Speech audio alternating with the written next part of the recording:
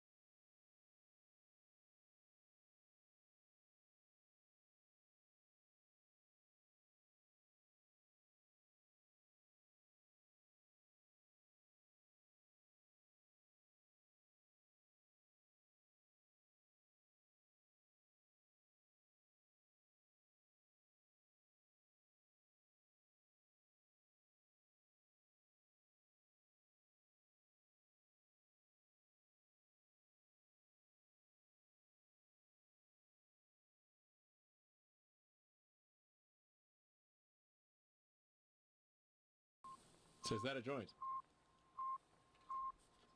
Or is it a cigar?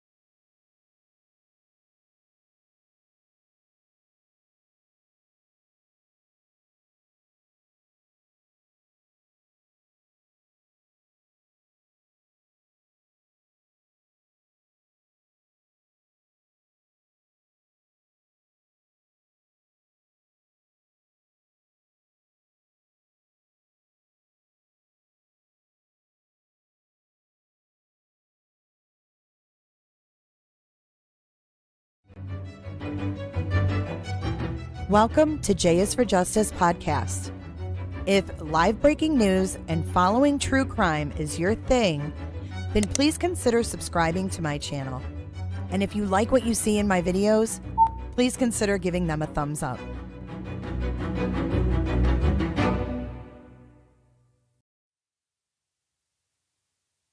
Hey everybody, welcome to tonight's live stream.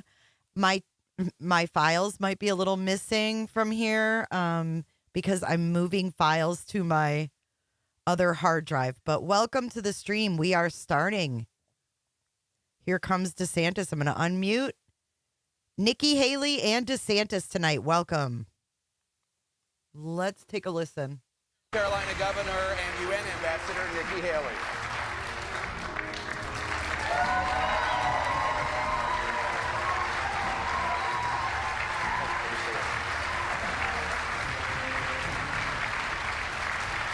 Candidates, please take your positions behind the podiums while we remind you and our audience of the ground rules. Each of you will have 90 seconds to answer questions, 60 seconds for responses and rebuttals, and 15 seconds for clarifications. Timing lights will remind you when time is expiring. We also remind our audience here in the Sheslow Auditorium at Drake University to be respectful so the candidates can hear the questions and can hear each other. Just hours ago, the Republican field narrowed once again. Former New Jersey Governor Chris Christie ended his bid for the presidency. So, with one fewer candidate in the running, let's start with the decision voters here in Iowa are about to face. Governor DeSantis, why should voters who are looking for an alternative to the current frontrunner, former President Trump, vote for you rather than former Governor Haley? Well, to the people of Iowa, good evening. It's great to be in Iowa to have a debate here. Donald Trump's running to pursue his issues.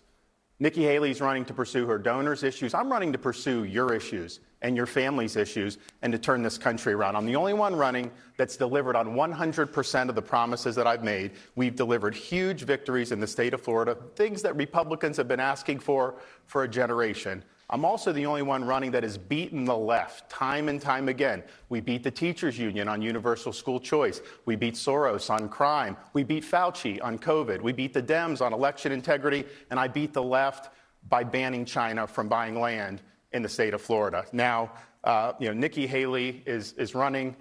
We don't need another mealy-mouthed politician who just tells you what she thinks you want to hear just to try to get your vote, then to get in office and to do her donors' bidding. She was in another state, and she said the people of Iowa's votes need to be corrected. This is somebody that wrote in her book that Hillary Clinton inspired her to first run for office. I remember Hillary denigrating people on the Republican side as deplorables. We don't need a candidate who's going to look down on middle America.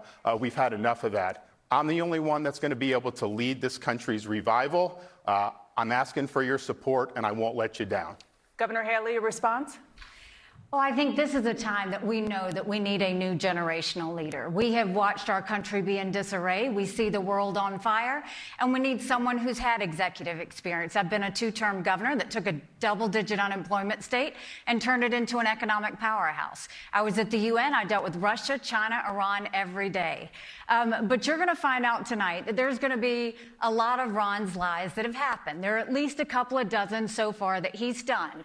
So what we're going to do is, rather than have him go and tell you all these lies, you can go to DeSantisLies.com and look at all of those. There's at least 24 lies that he's told about me, and you can see where fact checkers say exactly what's going to happen and exactly why it's wrong. So it will cover the fact that he's only mad about the donors because the donors used to be with him, but they're no longer with him now.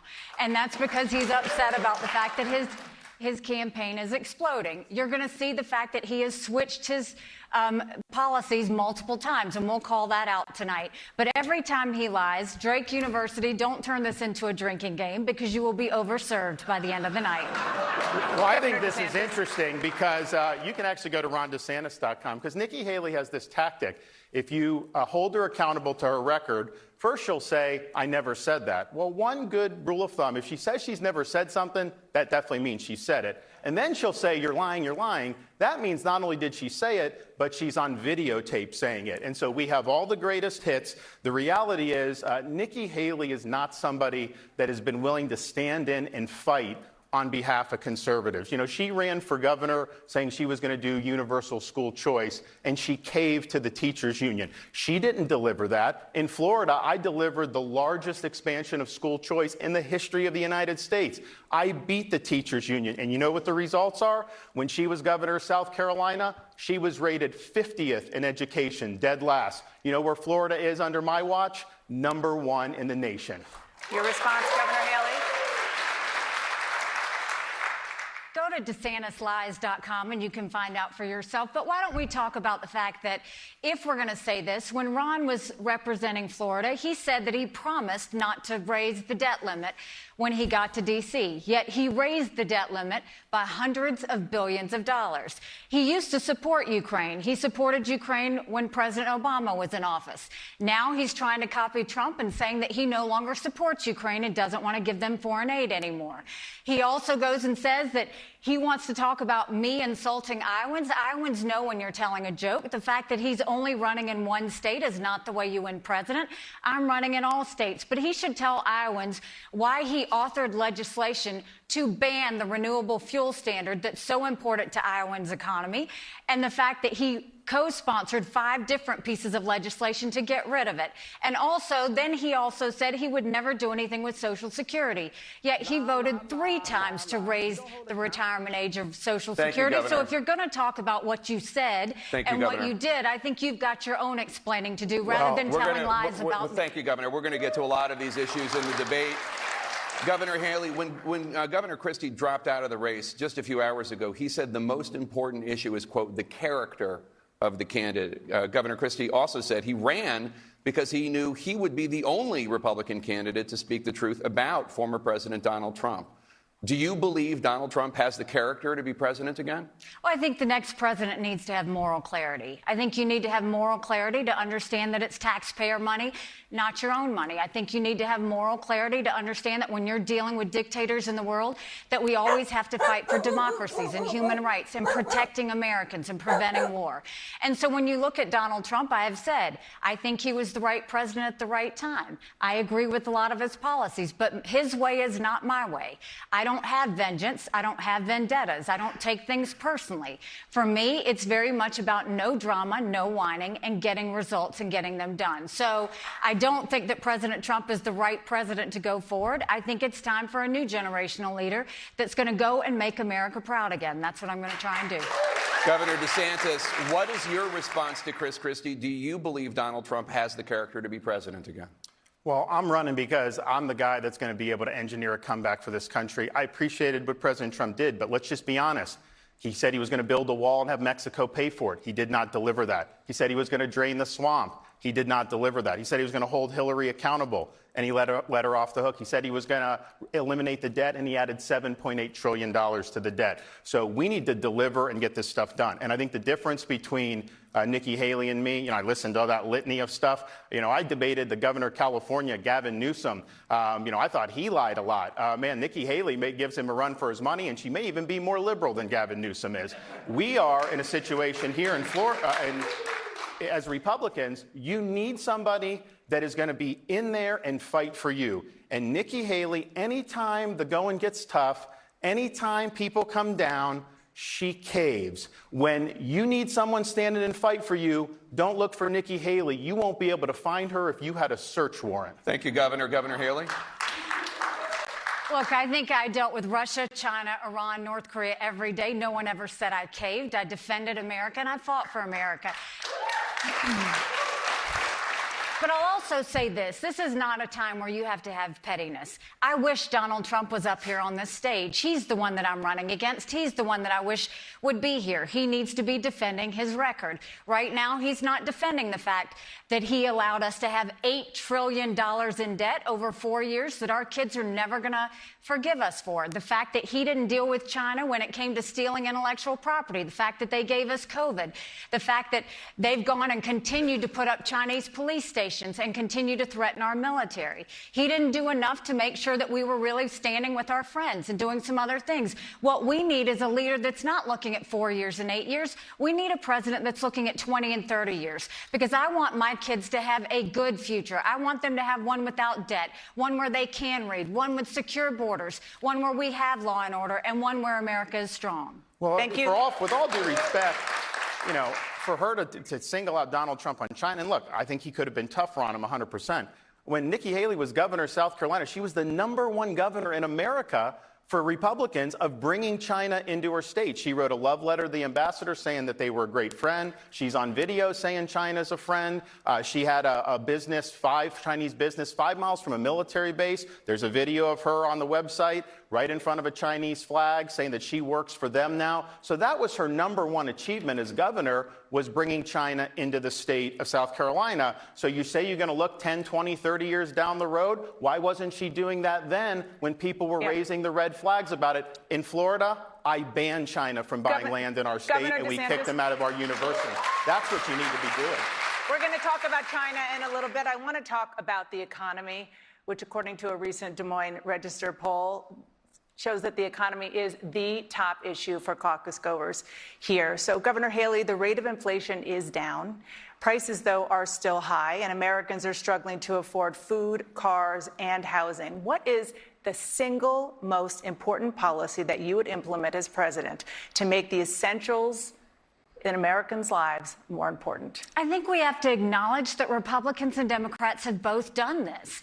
I mean, the fact that they've done all of this wasteful spending, they did a $2.2 trillion COVID stimulus bill that expanded welfare, that's now left us with 80 million Americans on Medicaid, 42 million Americans on food stamps. That's a third of our country. What I will do is I think it's time we have an accountant in the White House. We have to have someone that respects taxpayer dollars. And we'll start by clawing back $100 billion of unspent COVID dollars that are still out there. We'll go in, instead of 87,000 IRS agents going after middle America, we'll go after the hundreds of billions of dollars of COVID fraud, $1 out of every $7. If 8% of our budget is interest, quit borrowing, cut up the credit cards. I had to balance a budget as governor. You have to balance a budget every day. Why is Congress the only group that refuses to balance a budget? We'll stop the spending, we'll stop the borrowing, we'll eliminate the pet projects and the earmarks, and I'll veto any spending bill that doesn't take us back to pre-COVID levels. And then we want to make sure that we allow the middle class to breathe. We're going to eliminate the federal gas and diesel tax in this country and cut taxes on the middle class and simplify those brackets. And then we want to make the small business tax cuts permanent. They made corporate tax cuts permanent, but they made small business tax cuts temporary. Small businesses are the heartbeat of America. We need to prove it by making those tax cuts permanent.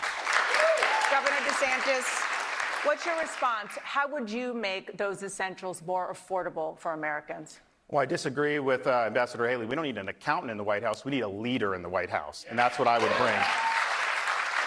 I've spoken with Iowans, visiting all 99 counties, and also folks all across this country. The American dream is slipping away. People are working hard. They're getting the most out of their God-given ability. They're doing everything right, and they're falling further and further behind. Trying to afford a new home today, your monthly mortgage payment would probably be twice as much as what it would have been if you were starting out 5 years ago. We have to make the economy work for those folks. Yes, I'm going to battle the spending. In Florida, you look, we have the national debt clock going up to $34 trillion. I see it. If you did a debt clock for the state of Florida, it would be counting down because we've paid down 25% of our state debt just since I've been governor. We're going to open up all energy for production because that will be deflationary. Nikki Haley, when she was governor, she promised she would never do the gas tax. Then she tried to raise the gas tax on hardworking South Carolinians. Here's the thing. We need to fly a flag of bold colors, carrying the banner of putting the American people first, not the pale pastels of the warmed-over corporatism of people like Nikki Haley. Fucking fuzzy slippers and Governor lip Haley, I want to gloss. bring you in, but because Governor DeSantis mentioned the gas tax, you do want to eliminate the federal gas tax, and that tax generated approximately $40 billion in 2022 and helps pay for road construction and repair. So how would you fix America's roads and bridges if you take that money away? Well, first of all, bless his heart, DeSantisLies.com. We have never raised a tax. You tried to. I've never raised a tax You at tried. all. I can tell You're you on right. video. Governor DeSantis, she has the floor. So I can tell you that we He's killed like, the gas tax multiple times. But what we said is if you want to raise the gas tax, you have to reduce the income tax by 5 times that amount. They didn't want to do it. We've killed taxes every step of the way. But if he's going to talk about his economy, I think what we should say is, why does Florida have the highest property insurance in the country? Why is it that it is named the American hotspot for inflation? Why is it that his state is now known to have the highest cost of living increases? And why is it that they're saying senior citizens can no longer afford to live in Florida? So that's the first thing I'll say. We don't need him doing that to our country. When it comes to the gas tax, when we eliminate that federal tax, the money is collected in the states and they send it to the feds. The feds attach a lot of strings to it and send it back. 75% comes from the state, 25% comes from the federal government. What they do when they add those strings is they pay for a lot of things that aren't roads, green spaces, sidewalks, all of those things, but they attach strings. I want that money to stay in the states. I want the states to be able to decide how to spend it. I don't want Washington bureaucrats deciding what we need. for scenery and green space and all those other things. I want every state, including the state of Iowa, to make the decisions on how they spend their road spending instead of the federal government. Governor DeSantis, your response? What do you think, she guys? kind of Do you admitted agree? that she did try to raise the gas tax, and she's on video saying this. I know she'll say it. She never said it, but she You did. snippet She that. did. You She took a did do little it. piece She of did that. That is not true. She also You raised lied taxes. again. She Governor raised Haley, taxes when Governor she was in DeSantis has South the floor. Carolina. That's on the record. And she even proposed a tax on groceries at one point. But I'm just thinking, have you seen your grocery bill lately? That's one of the things that's hitting working people the most, that groceries are going up probably twice as much what you do. But I also think it's important that we lift people up. So in Florida, we eliminated all sales tax on every baby item. Diapers, wipes, strollers, cribs. We want families to be able to prosper in this country. One of the things that's causing so much problem is the breakdown in the American family. We've done a lot in Florida to be able to rejuvenate that, but we need to make it easier for people to raise children in this country so that we can have strong families and a strong country. Governor DeSantis, at a CNN town hall last week, you said you support a flat tax, which is a single income tax rate for every American. Under your plan, would working families pay the same tax rate as billionaires? I would only do it if people are better off than they are now. I mean, I want people paying less taxes. Actually, if you think the last year we have numbers for, the federal government took in the highest percentage of taxes from the economy since World War II, and yet they're going deep into debt. We have a spending problem in this country. It's not a tax problem in this country. And if you had something that was simple and transparent, not only would that be better for economic growth, it's also better to end the weaponization of government. The IRS has been weaponized against conservatives going back to the Obama administration. I was there for that. No one's been held accountable for doing that. You look at the Federal Bureau of Investigation, the Department of Justice. The weaponization of federal power ends the day I become the president of the United States. There's going to be a new sheriff in town. We're going to restore the constitutional accountability that our founding fathers envisioned when they formatted the Constitution. And, you know, I've talked to folks who have overbearing federal agencies. I mean, you have farmers who have the EPA coming on their farmland because there's maybe a puddle there, waters of the United States. Give me a break. So we're going to reduce the size of government, but we're also going to reduce the scope of government. And in Florida, I've actually delivered on this. Florida has the lowest percentage of state government workers per capita in the country, and the cost of our state government employees is the lowest in the country. No wonder why we're paying down debt while we're cutting taxes for people. That's the way you do it.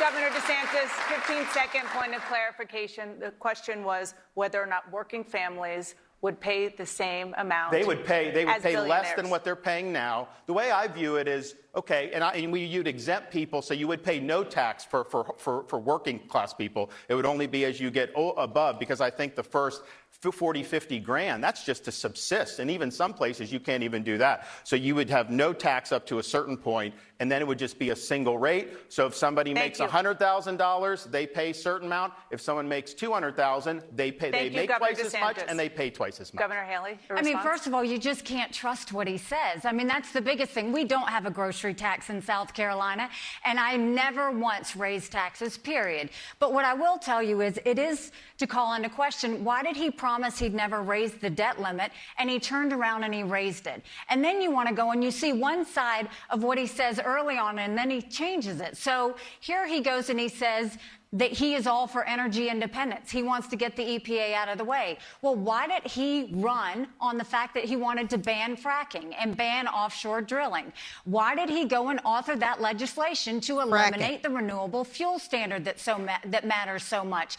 And why now is he suddenly coming to Iowa and saying, oh, never mind, I don't mean all of that? Why did he call Trump and say that he wanted him to stop drilling 9 miles into federal waters? Why is he now saying this? Why do you come to the people of Iowa and say one thing when you campaigned and on day 2 of your office, you banned fracking, you banned offshore drilling, you turned around and authored and led the charge on banning the renewable fuel standard? Yeah. You've got to stand up for those things You've been beating that dead horse. That's been debunked multiple times. Ron, it's true. We're looking forward to be able to open up energy for production, and definitely here in the Midwest, with biofuels. I'm the only one that checked all the boxes from the Iowa Renewable Fuel Standard, because I've actually visited all 99 counties. I've actually shown up to people's farms. I've sat and I've listened to people about what they're going through, how their economy is structured, and how it's important that we're producing energy here in the United States. I never want to go hat in hand like Biden has done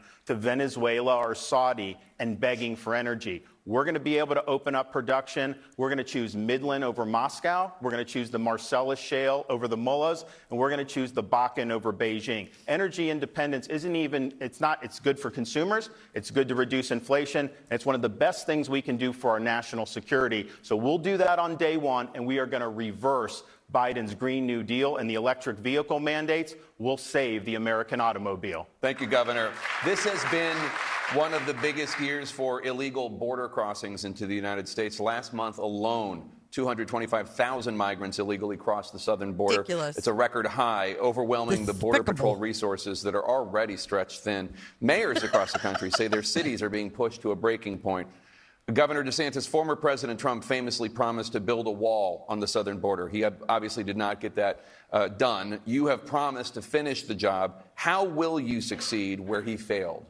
We will build a wall. We will actually have Mexico pay for it in the way that I thought Donald Trump was. We're going to charge fees on remittances that workers send to foreign countries, billions of dollars. We'll build the wall. He also promised record deportations. Donald Trump deported fewer people than Barack Obama did when he was president. Biden's let in 8 million people just in 4 years. They all have to go back. We have to enforce the rule of law in this country. Think about what's happening to our country. Just this week, we saw the news that a school in Brooklyn, New York, had the kids stay home. They were not able to go to school, told you can't go get an in-person education. Why? Because the city's commandeering the school to house illegal aliens in it. Talk about putting Americans last. You're putting these kids out of an education because you can't control the border. Biden has failed in this endeavor. He has not taken care that the laws of this country be faithfully executed. Do not trust Nikki Haley with illegal immigration. That's like having the fox guard the hen house. She's on tape at the Aspen Institute. She'll say she didn't say it. She was chastising conservatives, saying it's disrespectful to illegal aliens to say that they're criminals. They're violating the law. It's disrespectful when people come to this country illegally and impose burdens on our communities and run drugs into this country. That's what's disrespectful. She's weak on immigration. She's bankrolled by people who want open borders. And she said there shouldn't be a limit on immigration. You should work with corporate CEOs. Thanks, Governor. That is pale pastels. That Governor, is warmed thank over. you so much. So, Governor Haley, Governor DeSantis and also Donald Trump are attacking you for that comment in 2015 in which you said undocumented immigrants should not be called, quote, criminals. At the time, the full context is you said, quote, we don't need to talk about them as criminals. They're not. They're families that want a better life and they're desperate to get here, unquote. Do you still feel that way? I saw them. When I was at the United Nations, I saw them. That doesn't mean we should let them into our country. I mean, first of all, I will tell you that when I was governor of South Carolina, we passed the toughest illegal immigration law in the country. Obama sued us over it, and we won. We fought Obama on illegal immigration. We fought Obama on migrant kids. We fought Obama on Syrian refugees. We fought Obama on Guantanamo Bay prisoners. I have always said we are a country of laws. The second we stop being a country of laws, we give up everything this country was founded on. But I will tell you, in passing that toughest illegal immigration law in the country, we passed E-Verify, which I want to take national, which is where businesses have to prove that the people they hire are in this country legally. I passed it within 6 months of being governor. Ron didn't pass it for 5 years. He only waited to pass it when he decided to run for president. What we need to do is not just ban a wall. We need to put 25,000 Border Patrol and ICE agents on the ground and let them do their job. We need to defund sanctuary cities once and for all. No more safe havens for illegal immigrants. We need to make sure we go back to the Remain in Mexico policy so that no one even steps foot on U.S. soil. And instead of catch and release, we need to go to catch and deport. That's the only way we'll stop the incentives of these illegal immigrants coming across. Biden turned around and gave 500,000 Venezuelans temporary protective status. That's 500,000 driver's licenses, 500,000 social security numbers. All that does is incentivize them to pick up the phone, call their family members, and tell them to come ahead. Governor DeSantis. She did bring When she was governor, she did bring Syrian refugees, and she got criticized for that. That is not she true. Also, in her comment, hold on one second, Governor. That is not true. We'll give you your turn in a second. Governor DeSantis. It's noted. So Unbelievable. The disrespect comment, she's talking about that they're all families. If you look right now at the border, these are military-age males, many of them, and they're coming from all across this world, not just from Central America. In fact, you've got them from China, Iran, Russia, the Middle East. When I was down there a couple years ago, because I've sent people down there, you had people from Libya and Haiti. This is a ticking time bomb for this country.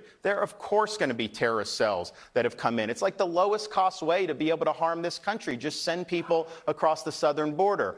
Nikki Haley also opposed the border wall in 2016. She said that she ridiculed it when Donald Trump was president. I'm telling you, you need a wall. You can't trust politicians to do this. If the wall's there, it's a physical fact of life, and it's a huge step to restoring this country's sovereignty. Governor Haley? Go to DeSantisLies.com.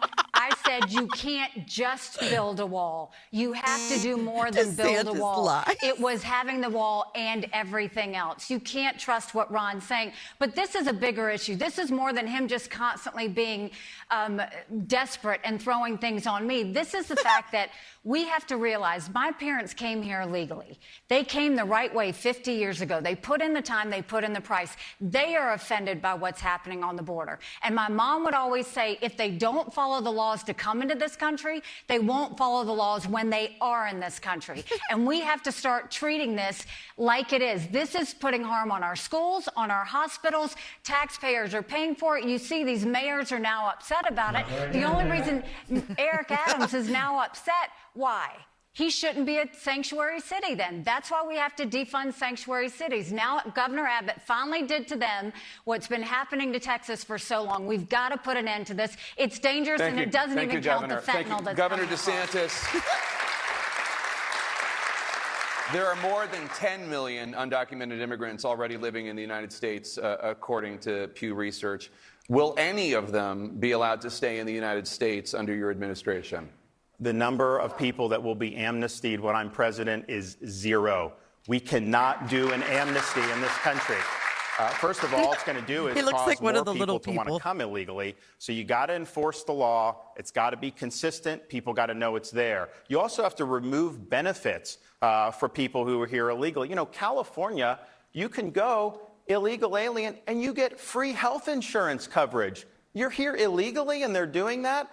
We should not let states provide these benefits. You know, in Florida, obviously, we don't do that. We don't allow the driver's license and all that. But some states do, and it creates a magnet for people coming in. So federally, no benefits, no enticements to come in. And then the states, we're going to crack down on sanctuary states and sanctuary cities. And I showed the hypocrisy of all this back in 2022, because we have a program to transport illegal aliens to sanctuary jurisdictions. And one of the places we sent 50 to, beautiful, liberal Martha's Vineyard. And you know what? These are folks that were on their high horse, saying how they were a sanctuary jurisdiction, saying nobody's illegal, all refugees are welcome. That's what they had in their town. The minute even 50 came up, they called a state of emergency and deported them off the island the next day. How do you think Texas feels? How do you think all these other communities feel that are being overwhelmed? So we cannot have liberal elites in this country imposing policies on the rest of us that they are not willing to deal with the consequences of themselves. Governor Haley, when you're president, will any of the more than 10 million undocumented immigrants in the U.S. be allowed to stay in the country under your administration? You have to deport them. And the reason you have to deport them is they're cutting the line. You've got people who have done this and tried to go through the right way. You can't have them go and jump the line and suddenly do that. And that is actually what will get them to stop coming, is when they do realize they get to the wall and they have to turn around and go back. It's a dangerous process of what happens for them to try and migrate here. But when I was at the United Nations and we had this, which is another reason why we need to have Trump here defending him. We've got to go back to do that, but we need to end it once and for all. Donald Trump didn't do that. That's why he needs to be here debating on the stage right now. Governor, thank you. Let's turn to foreign policy. Quit saying that. He's not there. different visions for how the U.S. should approach the international conflicts. And I want to start with Ukraine. It's been nearly 2 years since Russia invaded Ukraine, and there is still no end in sight to that war. Governor Haley, you say that this is a, quote, war about freedom that Ukraine must win. Governor DeSantis says, quote, we need to bring this war to an end. Do you believe he shares your commitment to a Ukrainian victory? Nobody knows what he believes, because when President Obama was in office, he supported foreign aid to Ukraine. Now he's copying Trump and trying to act like he doesn't want to support Ukraine. But let me tell you why Ukraine should matter. First of all, I don't think we should give cash to any country, friend or foe, because you can't follow it, you can't hold it accountable. I don't think we need to put troops on the ground, and Ukrainians want to win this themselves. But dictators always do what they say they're going to do. China said they were going to take Hong Kong. They did. Russia said they were going to invade Ukraine. We watched it. China says Taiwan is next. We better believe them. Russia said once they take Ukraine, Poland and the Baltics are next. Those are NATO countries, and that puts America at war. This is about preventing war. It's always been about preventing war. If we support Ukraine, that's only 3.5% of our defense budget. Biden and no one else is telling the American people the truth about that. The Europeans have put in more than that, and they should. It's their neighborhood. But this is a pro-American, freedom-loving country, and we better remember that you have to be a friend to get a friend. And we needed a lot of friends September 12th. We've got to make sure that we're having the backs of the right friends, because if Russia wins, China wins. There's a reason the Taiwanese want us to help the Ukrainians, and that's because they know if Ukraine wins, China won't invade Taiwan. This is about preventing war. Governor DeSantis.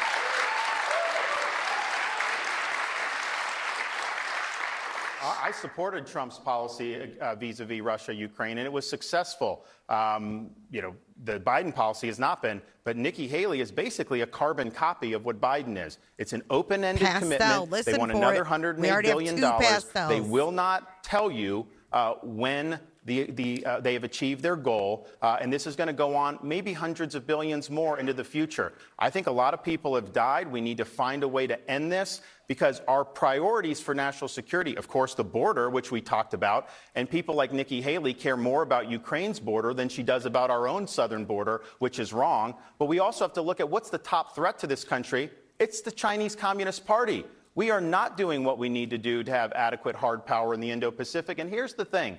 We don't have enough resources, being $35 trillion in debt, to continue doing hundreds of billions of dollars. We got to focus on our issues here at home, and we've got to deal with the top threat that we face, which is China. And then I wonder why you raised the debt when you were in Congress, because we're all paying for that. What I will tell you is this is the lie they're telling the American people over and over again. It is so wrong to say this.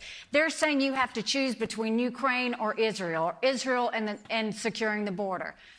Supporting Ukraine is 3.5% of our budget. I don't want cash going. It's equipment and it's ammunition. If we support Ukraine and Israel, that's only 5% of our defense budget. So you're going to borrow that? If we support Ukraine, Israel, and secure the border, that's less than 20% of Biden's green subsidies. You do not have to choose when it comes to national security. This is about keeping Americans safe. This is about preventing war. This is about keeping our military men and women from having to fight a war. And you only do that when you focus on national security, not telling lies to the American people that they have to choose. That is wrong. That's never been the case. So here's the problem with what she's saying. She doesn't articulate how this comes to an end, except she was asked after the last debate by, I believe, Megyn Kelly, and she said, you bring it to an end by bringing Ukraine into NATO. But, of course, we're a NATO country, so if you bring Ukraine into NATO, that puts the United States at war. Megyn said that to her, and then she basically gave a word salad as to how you go from there. So they have sent cash. She supports this $106 billion that they're trying to get through Congress. Where's some of that money going? They've done tens of billions of dollars to pay salaries for Ukrainian government bureaucrats. They've paid pensions for Ukrainian retirees with your tax dollars. We've got homeless veterans. We have all these problems. This is the UN way of thinking, that we're somehow globalists and we have unlimited resources to do. You know, I think here's the problem. You can take the ambassador out of the United Nations, but you can't take the United Nations out of the ambassador. First of all, I have never said that we should give salaries or benefits or anything else to Ukrainians. I have said it again, Ron, so stop lying. DeSantisLies.com. Governor DeSantis, she has the floor. So you go, I did not support the aid package. I support equipment and ammunition going to Ukraine. I think it is incredibly important that we're honest and say we have to focus on national security. Don't go and lie to the American people to make them think we can't do this. You turn around and raise the debt limit. You're the one that's talked about, look at what you did to Florida. But think about the fact that he's talking about where's this money going to come from. The best way to tell about a candidate is to see how they've run their campaign. He has blown through $150 million. I don't even know how you do that. Through his campaign, he has nothing to show for it. He spent more money on private planes than he has on commercials trying to get Iowans to vote for him. If you can't manage a campaign, how are you going to manage a country? Which is exactly what. Well, listen, I'm proud that in the state of Florida, we're ranked #1 for economy of all 50 states by CNBC, #1 for Highest cost of education. living. She was ranked number 50 in Highest- education when she was governor of highest California. insurance, Governor And of Haley, course, she has she the wasn't floor. able to do school choice. She didn't deliver big tax cuts. We're also #1 for net in-migration, #1 for GDP growth amongst large states, #1 for talent development, #1 for new business formations, and on it goes. So the success we've had in Florida, I can cite the statistics. It's important. But just look how people are voting with their feet. They're leaving California. They're leaving Illinois, New York, all these states, and they're coming to Florida in record numbers because we're doing it right. And not only have I cut taxes big time, where she didn't, and Governor of South Carolina, we've paid down 25% of our state's debt. That's how you manage the third largest state in this country. Just imagine if we could do that for the United States of America. So thank you. Let's stay on foreign policy. I want to turn to the Israel-Hamas war. You both have said that you unequivocally support Israel. You both have called for the complete elimination of Hamas. Governor DeSantis, there are real disagreements within Israel about how to handle what happens in Gaza after the war against Hamas is over. Some Israeli cabinet officials are pushing for the mass removal of Palestinians from Gaza. Governor Haley told CNN last week she does not support that. Do you? So we got to support Israel in word and in deed, in public and in private. And they need to be able to finish the job. Joe Biden is kneecapping him. He'll say one thing, then he goes, Hit him and in his the base kneecaps. doesn't like Israel, so he's got to do all these other things. This is a time to recognize that they suffered the most deaths of Jews, murder of Jews, since the Holocaust. Hamas wants a second Holocaust. They want to annihilate the state of Israel. So I think to be a good ally, you back them in the decisions that they're making with respect to Gaza. Look, there's a lot of pluses and minuses with how you're doing this. But for us to be sitting in Washington, second-guessing them, I don't think that's the right way. We also have a disagreement, Governor Haley and I. When she was at the UN, she supported the idea of a two-state solution between Israel and the Palestinian Arabs. The problem with that is the Palestinian Arabs don't recognize Israel's right to exist as a Jewish state. So doing a two-state solution doesn't create something that's going to lead to a lasting peace. It creates a stepping stone for Israel's destruction. So under no circumstances, as president, am I going to pressure Israel to risk their security to do a so-called two-state solution. She was wrong when she embraced that, and we're right to say we trust Israel to make these decisions. They're a good ally of ours. We should trust their judgment on these sensitive issues. Governor DeSantis, 15 seconds. 15-second clarification. Do you support the mass removal of Palestinians from Gaza? So as president, I am not going to tell them to do that. I think there's a lot of issues with that. But if they make the calculation that to avert a second Holocaust, they need to do that. I think some of these Palestinian Arabs, Saudi Arabia should take some. Egypt should take some. They've never been willing to accept any of these folks in their own neighborhood. Thank you, Governor Haley. Well, first of all, we need to understand the reason we need to support Israel is Israel's a bright spot in a tough neighborhood. They are the tip of the spear when it comes to defeating terrorism. It has never been that Israel needs America. It has always been that America needs Israel. When I was at the United Nations, I fought every day for Israel. And if you would have listened to what I said at the United Nations, a two-state solution wasn't something that was possible because Israel would always come to the table and the Palestinians wouldn't. But right now, we have to make sure that Israel has the support that it needs. There should be three things. Give Israel whatever it wants to get the job done. 2, eliminate Hamas once and for all. And 3, do whatever it takes to bring the hostages home.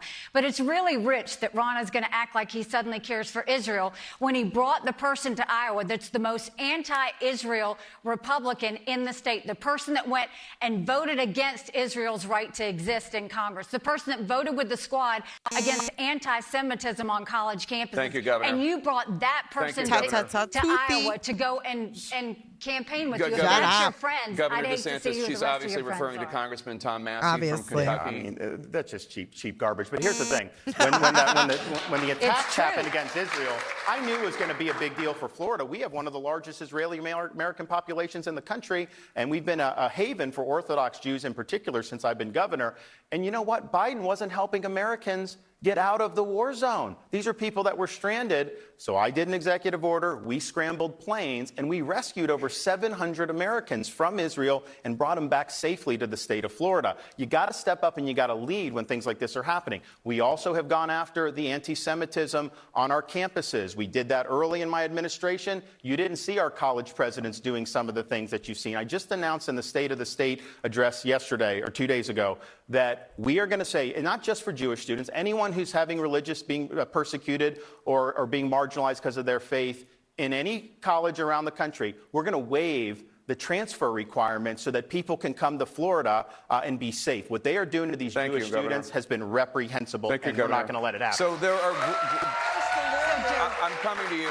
There are growing fears of this war escalating into a broader regional conflict. And Governor Haley, just yesterday, the U.S. Navy shot down 21 missiles and drones fired by Iranian-backed militants in the Red Sea. Iranian-backed militants are now also attacking U.S. and Western interests in Syria and Iraq.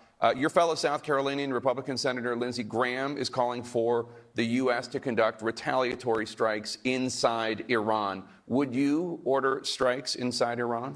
Well, first of all, notice Ron didn't say anything about the fact that he did bring that most anti-Israel Republican into this state to campaign. He also hasn't told you that the only Republican Jewish state legislator left his campaign because he wasn't dealing with the neo-Nazi marches and wasn't dealing with anti-Semitism properly.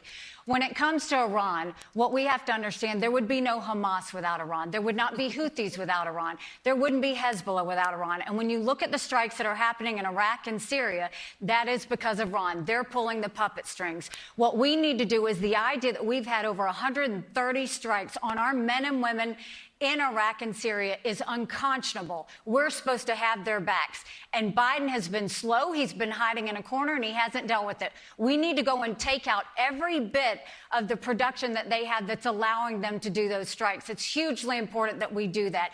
And you can't do that if you have a Secretary of Defense that is in ICU and the president doesn't even know about it. What bothers me is how does Biden not talk to his Secretary of Defense every single day, knowing that we have a war in Europe, a war in the Middle East, that we have our American military with strikes going on them. We've got brain injuries. My husband is deployed right now. As a military spouse, the idea that the Secretary of Defense would not even be in contact with the president, much less in contact with his staff, is unforgivable. Governor DeSantis. After the attacks against Israel, anyone with half a brain knows Iran is behind this. They fund Hamas. They fund Hezbollah. We did a special session of the legislature down in Florida. We expanded sanctions against Iran. If we were our own country, we'd be the 14th largest economy in the world. The root of this is Biden came into office and he relaxed the sanctions on Iran. They've had massive amounts of money flooding into their country, just like under the Obama administration. They take that money and they use it to fund jihad around the world. I'm the only one running for president that served in the armed forces. I deployed to Iraq back in 2007, 2008. So I understand what our military goes through. I would never put our troops in harm's way like Biden is doing in the Middle East without defending them with everything they got. If you harm a hair on the head of one of our service members, you are going to have hell to pay. A hair He's on their leaving head? them out to dry, and I think it's disgraceful for a commander-in-chief to do Thank that. you, Governor. The CNN I agree Republican then. presidential debate live from Des Moines, Iowa. We'll be right back after this. Go to CNN.com for real-time debate analysis. All right. I have to mute during the commercials, which I hope I'm not muted right now. Am I? I'm currently moving things around, so I'm kind of all over the place. So what do you guys think? I think we're going to do a new poll right now. Let me get this going.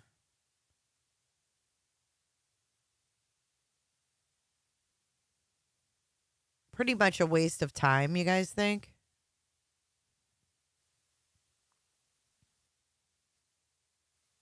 Do we have sound? Pretty much a waste. Okay. I'm like, wait a minute here. All right, let's get a new poll because we have some new candidates. Who would you vote for? All right, so we're going to put Trump because he's obviously going to be in the running. DeSantis. Pastel DeSantis. Haley.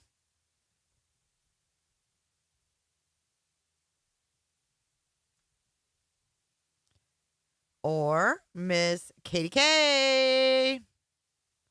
That's a tough one.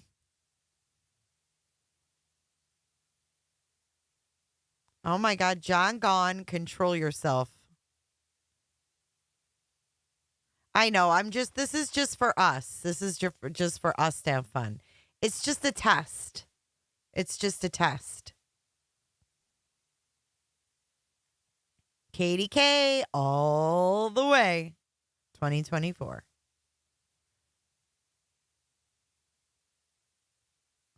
Yeah, what did Grady Judd do that I need to dig into?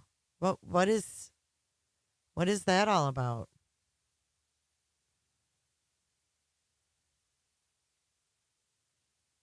All right, so far we have Trump at 60%, Pastel at 0%, Healy at 4%, and Katie K, you're at 35%, honey.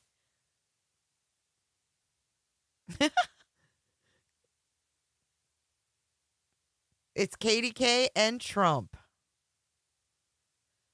I know, simmer down, John Gone Girl. I know, but court papers where? You have to be more specific. You can't just say court papers. He busted a child molester. So what did he do? What's court papers mean? Just say like what he did. Oh, I know. Katie K's winning and she's not even a member yet. That shows our desperation. No offense, Katie. I'm just saying like Katie K and Trump are in the lead. Grady Judd's arrest? What are you talking about? Arrested for what?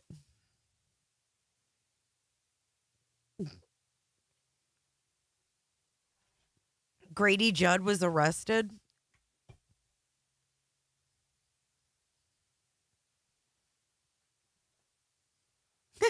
Gone Girl. It's all right. I got you, John.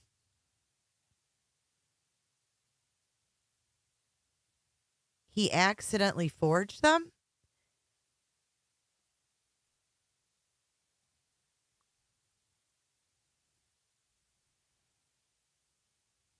Yeah, send me whatever you've got.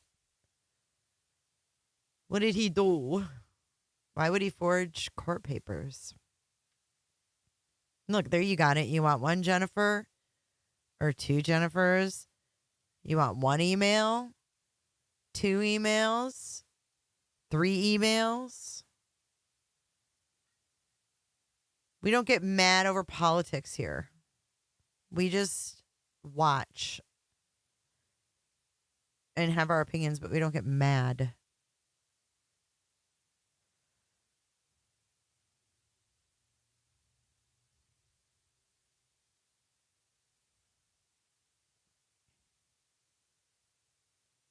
It disturbs you that Trump doesn't want to support Ukraine. I think they just have had enough support. I mean, that's how I feel. We've given them enough money. We're falling apart over here. All right, here we go. We're back. Its power to go after businesses and private entities that take actions that don't align with conservative values. Governor DeSantis, you used your powers in Florida to take on Disney after the company criticized an education bill that you signed into law. How does that square with the traditional conservative view that small, limited government is best? The proper role of government, if it means anything, it's to protect our kids. And I've stood for the innocence of our kids. It is Get wrong. it, DeSantis. It is wrong to sexualize the curriculum. It's wrong. And look, my wife and I, we've got a first grader, a kindergartner, and a preschooler. This is something that's important to us personally. It's wrong to tell a kindergartner, like Disney wanted to do, that you can change your gender, or tell a third grader that you're born in the wrong body. So I stood up against, the media didn't like it, the left didn't like it, and Disney didn't like it, and they're the 800-pound gorilla in the state of Florida. Most people, most corporate Republicans would have caved. I stood and I fought for the kids. We took on Disney, and we defeated that, and we won that fight, and our kids are better off. Now, Nikki Haley sided with Disney. She invited them to South Carolina, even though they were involved in transing kids. That is not what we need to do, but I think that's similar. She is representative of this corporatist element of the party. For example, she supported $900 million in subsidies to Boeing when she was in South Carolina, and then when she got out of office, she took a seat on their board, and she made millions of dollars. Then she gave speeches, paid speeches to a lot of Wall Street interests, didn't publish what she said. We don't know what she promised them. And she made millions of dollars doing that. Now they're the ones that are funding her campaign. So we need to stand up for the people and not bow down to woke corporations. And we know Nikki Haley will cave to the woke mob every single time. She will. She's fickle. Governor Haley, a response? Government was intended to secure the rights and freedoms of the people. It was never meant to be all things to all people. And what we don't need is government politicizing anything. The first thing I'll say is, again, DeSantisLies.com, because I have never said anything related to the transgender stuff he says. I have always fought to protect kids. I've always said that boys need to go into boys' bathrooms, girls need to go into girls' bathrooms, that we shouldn't have any gender transitions before the age of 18. Just like we don't have tattoos before the age of 18, we shouldn't have gender transformation or puberty blockers. But I will tell you that it's really interesting that Ron talks about this Disney, because Disney has been woke for a long time. They were against the immigration situation that Trump was doing. They were against the Paris Climate Agreement when I did it. They were against the pro-life bill in Georgia. Ron didn't have any problem with that. As a matter of fact, he gave them the largest corporate subsidies in Florida history. He had a tech exemptions that he didn't give any tech exemptions to anybody but Disney. Yet when they went and criticized him, he got thin-skinned and suddenly started to fight back. We don't need government fighting against our private industries. We are not woke in South Carolina. I will always invite businesses to come to South Carolina. But the one thing you don't do is government doesn't bully our businesses, and that can't happen. And Ron is determined. Anybody that offends him, he goes after them, and he'll use government. She just said she's always fought to protect kids, but when she was governor of South Carolina, they had a bill to protect girls from men going into the bathroom. She killed it, and she's bragged about it for years that happened. She didn't stand up and fight the kids. She caved to the Chamber of Commerce and the corporation. She said she's against the surgeries for minors. That wasn't what she said this summer. She was asked about it. It's on video, and she said the law should stay out of it. I criticized her in the last debate. She took a lot of heat. So then she's flipped and said that there now should be the law involved. She said she supports a federal law. I'm glad she's come to the right thing. But here's the deal. It goes back to that young kid in the town hall that she had, where he said, Nikki Haley, you are the new John Kerry. You're for it before you are against it.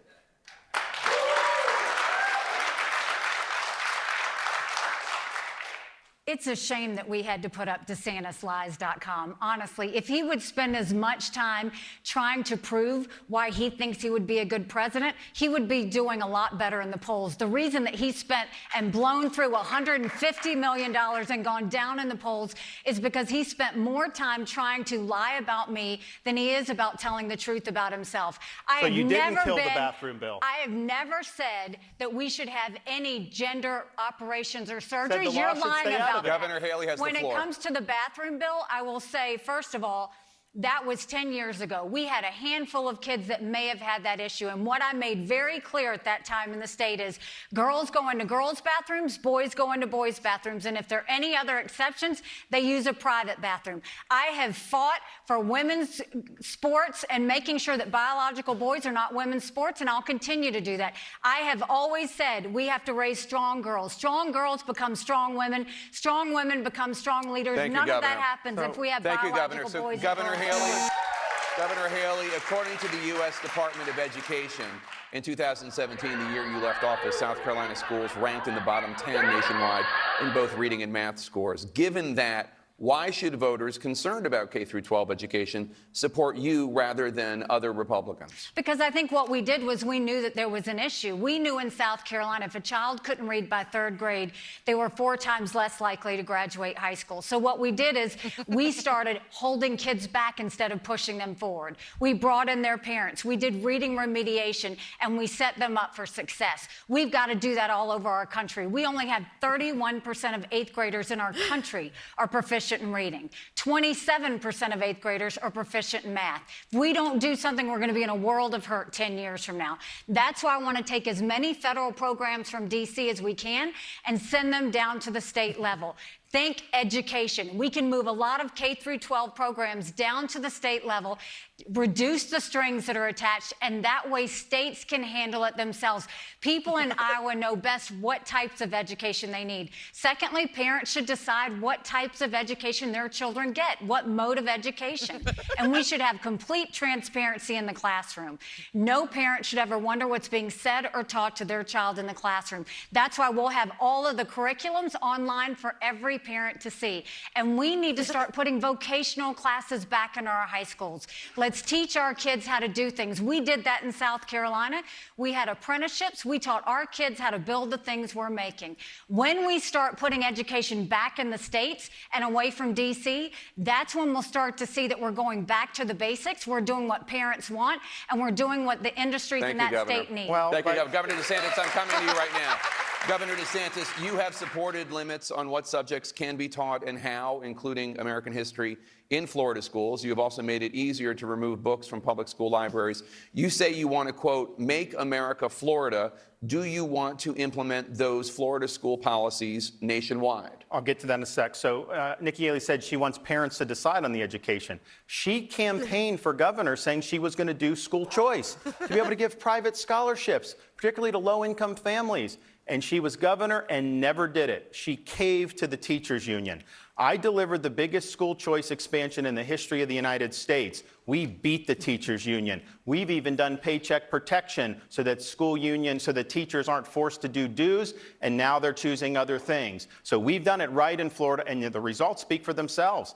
We have one of the top performing 4th grade reading and math in the country. And if you just took our charter school population, 365,000 kids, disproportionately low income, racial ethnic minorities, if they were their own state, they'd be in the top 5 in performance. Everyone can succeed, but you got to have a leader who's going to fight the teachers unions and is going to deliver school choice. Governor Kim Reynolds did that here in Iowa, who's endorsed me. Nikki Haley did not. Get it, Kim Reynolds.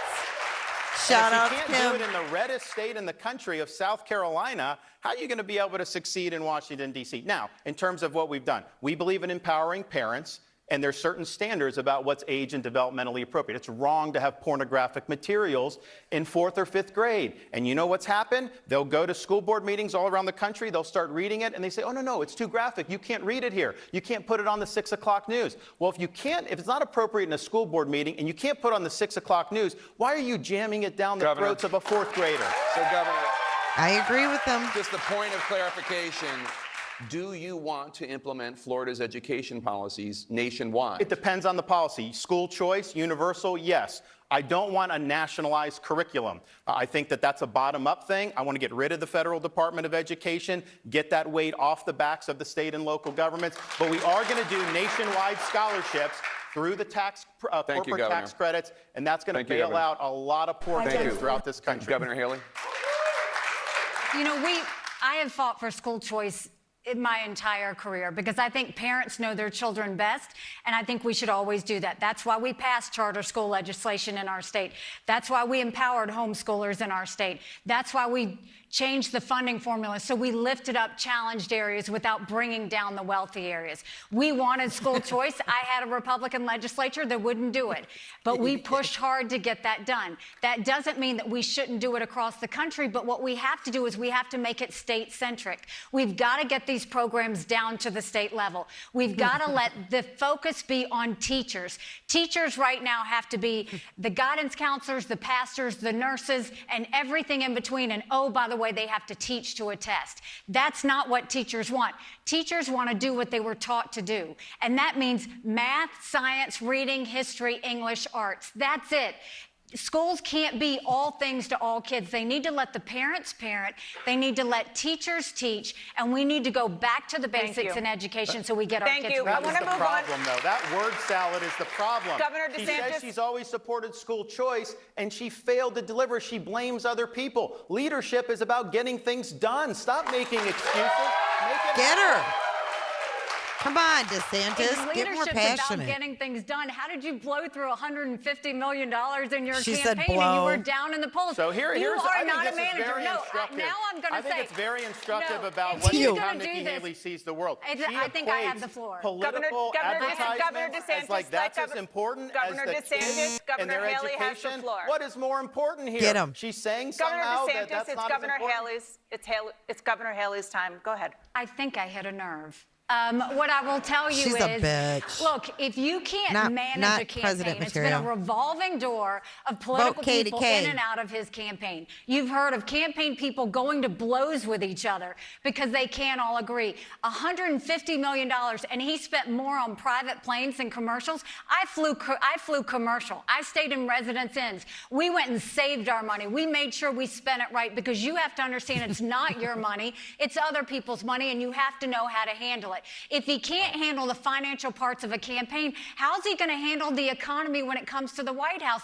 And he goes and he has been demeaning you over She has and over not again, said anything. telling lies, DeSantisLies.com, because he thinks it makes him look bigger. But in the one basic thing, you've campaigned for president in one state, you're invisible in New Hampshire, you're invisible in South Carolina, you're in 5th place, you've got $150 million, and you've gone down in the polls in Iowa. Why should we think you can manage or do anything in this country? Why do we think you should, Miss Pearly? This is a great window into leadership, because she focused on a lot of political process stuff, things that no voter cares about, and she couldn't tell you why she failed to deliver school choice to people in her state after she promised it. So she says somehow that is the indicative of, no, leadership is about producing results. We've produced the results in Florida. We did universal school choice. We've cut taxes. We banned sanctuary cities. On and on down the line, everything I promised I delivered. She doesn't have a rationale for why she couldn't get it done. That is poor leadership. You look at She's me, getting all worked everything up, I too. She promised needs I to would do, calm I've and simmer delivered, it down. and you can expect nothing less when I'm the president of the United States. We're gonna move on now.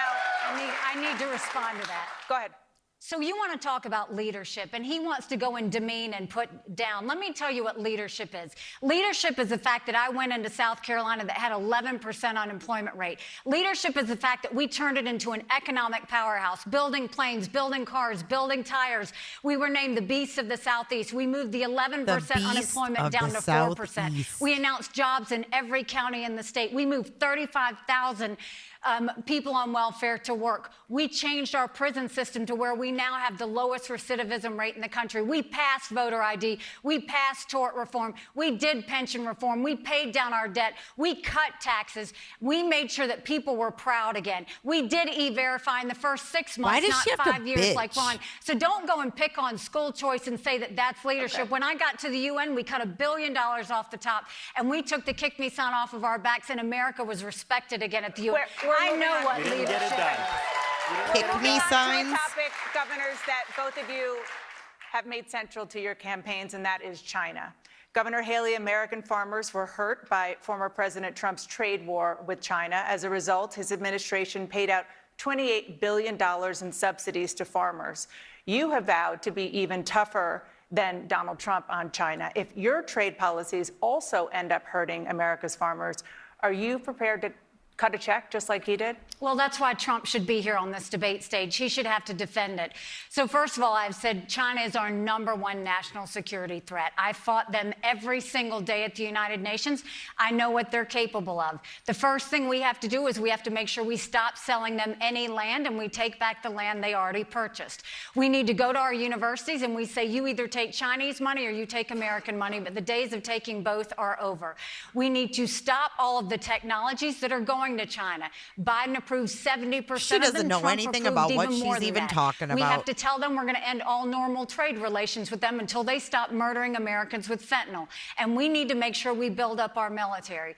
But the biggest thing, I was very attached to China in terms of trade. And the one thing we'll do is we won't wait for the China to pull the rug out from under Ireland. China? What we'll do is instead we will move that trade to where we have friends. We will go and build partnerships. India, Japan, South Korea, Philippines, Australia, Israel. We will go and move that trade over. Right now, you can ask our farmers, when they go and they buy from China, China orders, cancels the order, then goes and tries to buy it cheap. That's what China does.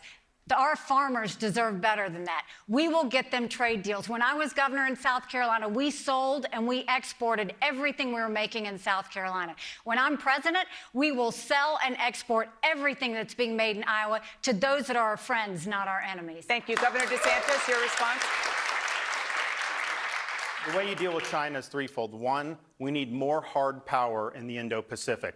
I'm a Navy guy. We need more sea power. We're going to build that up. And we're going to have a strategy to deny their ability to invade Taiwan or to get beyond the first island chain. On the current course, they're going to take advantage of Biden, and we're going to rue the day when that happens. Second, we got to decouple our economy, particularly things that are nationally significant to our national survival. And you got to be methodical, strategic about it. There's a lot of moving parts there, but we're going to do that. Nikki Haley's not going to be able to do that because a lot of her supporters make a lot of money in China. And so she's going to talk tough, but she'll cave on that. And then also with here in the United States, she's saying they shouldn't be buying land and be in the universities. When she was governor of South Carolina, the state gave China land. And they were in the universities. As governor in Florida, I banned China from buying land, and we kicked them out of our universities. That's what you want to do. DeSantisLies.com. He has an economic development arm. So is John He had Ramsey. an office in Hong Kong. On the website, it said that Florida is a great place to do for Chinese companies to do business. And then when we called you out on it, you had the website scrubbed. So we know that that's the case. What I will tell you is we need to focus on what we're going to do to become less dependent on China. And we need to make sure that we look at it through a national security lens.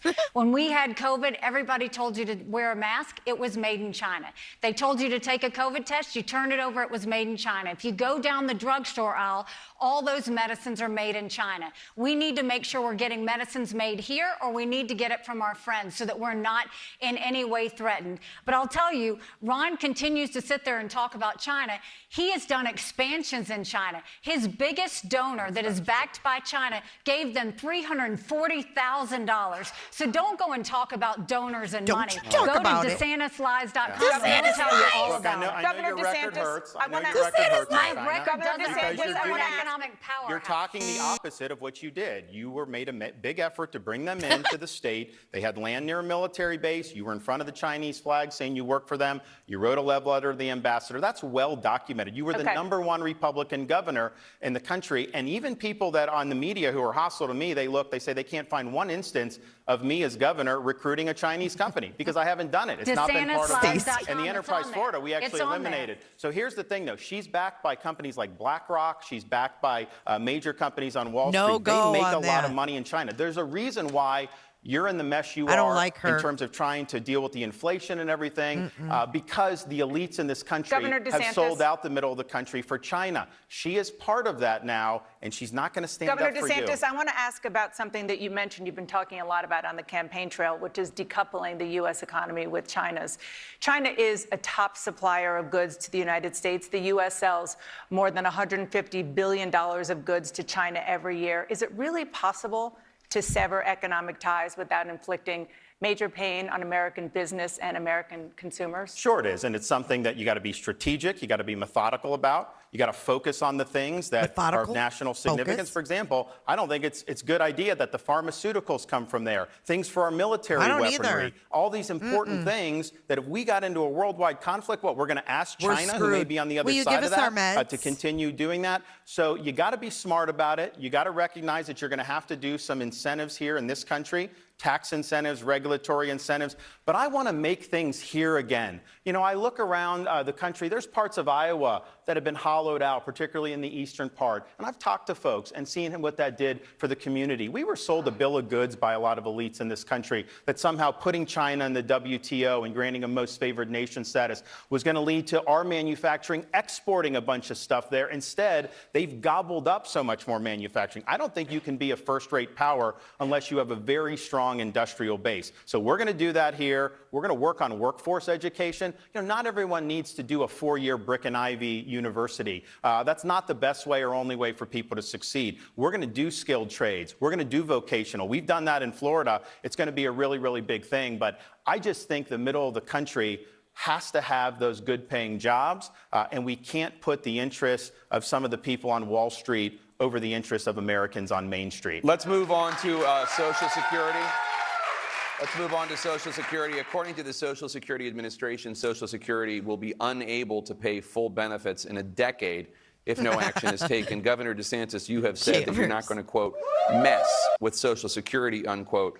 Does that mean you have committed to never raising the retirement age and never cutting benefits? So all seniors out there, promise has been made to you. You've paid into this. Every single paycheck that you've had your entire life, they've taken money out of, and that promise needs to be fulfilled. So that will happen when I'm president. Of course, I have a lot of seniors in Florida that depend on Social Security. I know many of them, and I think back to my own grandmother who lived till 91. Social Security was her sole source of income. So promise made, promise kept. You know, on the retirement age, you know, it used to be people would say, well, life expectancy is going up. Shouldn't it mirror that? Well, the problem now in the last 5 years is life expectancy is going down. So I don't see how you can raise the retirement age when our life expectancy is collapsing in this country. That's a huge problem in and of itself. I'll work with both sides of the aisle. We'll work on something for the long-term strengthening, but I am not going to mess with seniors' benefits. In this high inflation environment, groceries are going through the roof, rent is going through the roof, all these staples, and you get a cost of living adjustment, but that's not enough to cover the costs that have been increased. So seniors are really strapped, particularly those that are on fixed income, and they have to know that we're going to deliver when it comes to their Social Security check. Now, we're going to get inflation down. We're going to get energy costs down. There's going to be a lot of things that are going to help seniors, but I think seniors should know promise made will be a promise kept. So just a point of clarification, 15 seconds. Removing current seniors from the equation, you're not saying that you're committing to never raising the retirement age or cutting benefits. I would never raise the retirement age in the face of declining life expectancy. I mean, I think that would be really bad. I mean, just think about it. That hurts blue-collar folks. You get taxed your entire life. Life expectancy's down. You may not even be recouping very many benefits. And so life expectancy is declining. Thank you, Governor. That's a big Governor problem. Haley? 3 years in a row, he voted to raise life expectancy to 70 years old. 3 years in a row. Go to DeSantisLies.com and you'll see it. So now suddenly he's going to tell you because he's running for president, he's not going to do it. You can't trust him. What I'll tell you is Social Security is going to go bankrupt in 10 years. Medicare is going to go bankrupt ready to in 8. reply. He talks about taking care of seniors. Right now, Florida is the inflation hotspot. It's the highest cost of living of any state in the country. Seniors are having to leave because they can't afford it. It's documented in DeSantisLies.com. What I'll tell you we have to do is we have to keep our promises to seniors, but we also can't put our head in the sand. For those like Ron saying they're not going to touch Social Security, that means they're going to leave after 4 or 8 years and leave it bankrupt? No. What we do is we go to those in their 20s and say we're going to change the retirement age to reflect life expectancy. Instead of cost of living increases, we do increases based on inflation. We limit benefits on the wealthy. Thank you, Governor. And we expand Medicare Advantage plans, which seniors love. Thank you, That's Governor. how we'll deal with making sure they have it. Reducing the benefits when you do the change in calculation, reducing the benefits. So let's just put this in perspective. Under her What did he- administration, you would have How did he just say seniors that? getting less cost of living adjustments while your tax dollars are going to pay the pensions of Ukrainian bureaucrats. That's not true. You talk about That's putting such a Americans lie, last. Ron. That is wrong. You've supported all that money going over there. So let's put You're our so own people desperate. first. We You're have to just put so people desperate. Governor first. Haley, let him And she speak. also said, You're rude. She said recently that the age of Social Security is way too low. And I criticized that, and then she was called on it, and then she said she never said it, of course, you're lying. And then sure enough, you put on the interview where she's there, spitting image, and she says it's way too low. So, we can play this song and dance. She has a record, she makes statements, and I think part of the problem with her candidacy is now that she's getting scrutiny, she's got this problem with ballistic podiatry, shooting herself in the foot every other day, Ballistic saying things podiatry? that now she doesn't even take questions from people. Thank you, Governor DeSantis. Governor Haley, you want to raise the retirement age for younger Americans, but you have not said what that age should be. Should voters in their 20s plan on working until they're 70? First of all, he hasn't answered the fact that he voted to raise the retirement age to 73 different times. He can call me whatever name and be demeaning as much as he wants. It doesn't change the fact that Ron's lying because Ron's losing. Everybody in the country sees it for what it is. So what I'll tell you is, yes, we're going to be responsible with it, and we're going to go to those in our 20s. When I said the retirement age was too low, again, where he's lying, it's because if you go, and you can go to DeSantisLies.com, I said it's too low if we're going to look at those in their 20s. We have to go and start looking at what we can do to get out of this. We want to make sure that everybody who was promised gets it, but we also want to make sure our kids have something when they get it too. So the way we do that is exactly how I laid it out. Then we'll know what we're looking at, and then we can start focusing. The other thing is we need to start cutting spending in D.C. We have to go back to pre-COVID levels. That's why I'll veto any spending bill that doesn't take us back to pre-COVID levels. That will save us trillions. We've got to go into every agency, replace the head of every agency, and send people into every agency. I did that as governor. Pull down old regs, pull down old programs, get rid of any problem children, and clean those agencies out and get them mission focused. There is a lot of waste in D.C. You need an accountant to go in there and clean it up, but we're not going to take away from anyone else, and he's yet to answer the fact that he voted 3 times to raise the retirement age. Just a clarification, Governor Haley. In 15 seconds, should voters in their 20s plan on having to work until they're 70? They should plan on their retirement age being increased, yes. We're going to change it to reflect more of what life expectancy should be. Well, one of the things that I think we disagree on, too, is Governor Haley has said Social Security is an entitlement. But, it's not an entitlement. You're paying into it. It's not a welfare program. You're being taxed for this your whole life. And so to expect to have benefits on the back end, I don't think that that's too much. The other thing I'd point out is Social Security for decades ran massive surpluses. What happened to those surpluses? The Congress spent the surpluses. Yes, when you They raise have a the big debt. problem with that. So number one, we need term limits for members of Congress. Number two, we need a balanced budget amendment to the U.S. Constitution. Number three, we need to give the president a line item veto. And number four, when you see all these congressmen making a killing in the stock market, like Nancy Pelosi, she could run a very lucrative hedge fund. We need a 28th Amendment to the Constitution that says very simply, Congress shall make no law respecting the citizens of the United States that does not also apply to members of Congress themselves. I want to turn now to the topic of abortion, which of course has been hotly debated in this Republican primary campaign. Governor Haley, last week, Governor DeSantis said that former President Trump is not pro-life. Do you agree? I mean, look, I think that he did some pro-life things when he was president. You'd have to ask him. That's why he should be on this debate stage. Don't ask me what President Trump thinks. You need to have him on this debate stage and ask him for yourself. Governor DeSantis. Well, look, I think that we've stood very strongly for a culture of life. Governor Reynolds is here. She has stood strongly for a culture of life and enact pro-life protection. We've done it in the state of Florida. Donald Trump has attacked that. What they did under Governor Reynolds here in Iowa, he said that that's a, quote, terrible, terrible thing. I don't know how you square that. He was at the March for Life when he was president his last year, and he said that life's a gift from God, that the unborn are made in the image of God, and that you needed to have protections for that human life. And now saying it's a terrible, terrible thing. He's given a gift to the left to weaponize that against pro-lifers, and that's wrong. But here's the thing. Republicans need to do a better job of lifting up folks who are having children. It's very difficult to raise kids in this environment. You need to help with medical care. You need to help with affordability, and we need to help with education choice. You got to be pro-life for the whole life, and you got to have some compassion for what is going on in this country. Thank you, Governor. Thank you, Governor. Oh, I'm sorry. Go ahead. Governor, yesterday in Iowa, you criticized Governor Haley on this issue of abortion. You said she's, quote, indulged in left-wing tropes and chastised pro-lifers. Do you believe Governor Haley is sufficiently pro-life? I think she's been confused on the issue. I think she's trying to speak to different groups with different things. But when she says things like pro-lifers need to stop talking about throwing women in jail, that's a trope. No one I've ever met thinks that that's something that's appropriate.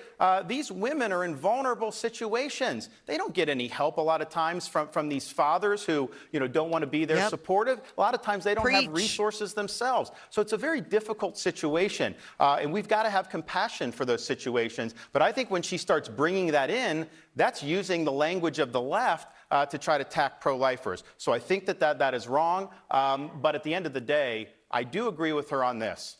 Donald Trump should be on this stage. He owes it to you here in Iowa to explain this change he's had in his positioning, to explain why he has a tough time saying whether a man can become a woman or not, to explain why he wants to build a $1 billion plus big, beautiful new FBI building right in the heart of the swamp in Washington, D.C. He needs to explain why he didn't build the wall and why he added $7.8 trillion to the debt. Every candidate needs to earn your vote. Nobody's entitled to your vote. And he comes in here every now and then, he does his spiel, and then he leaves. I've shown up to all 99 counties because it's important. You're a servant of the people. You are not a ruler over the people. And that's the type of president that I will be. Look at that poll. Governor Haley, your response? I didn't hear the criticism from Ron about me for being pro-life, but I'm not surprised. It's something that he does all day, every day. I am unapologetically pro-life, not because the Republican Party tells me to be, but because my husband is adopted. And I've got my two sweet children sitting in front of me, and I had trouble having both of them. These fellas don't know how to talk about abortion. I have said over and over again, the Democrats put fear in women on abortion, and Republicans have used judgment. This is too personal of an issue to put fear or judgment. Our goal should be, how do we save as many babies as possible and support as many moms as possible? That's what we're going to focus on doing. We're not going to demonize this issue anymore. We're not going to play politics with this issue anymore. We're going to treat it like the respectful issue that it is.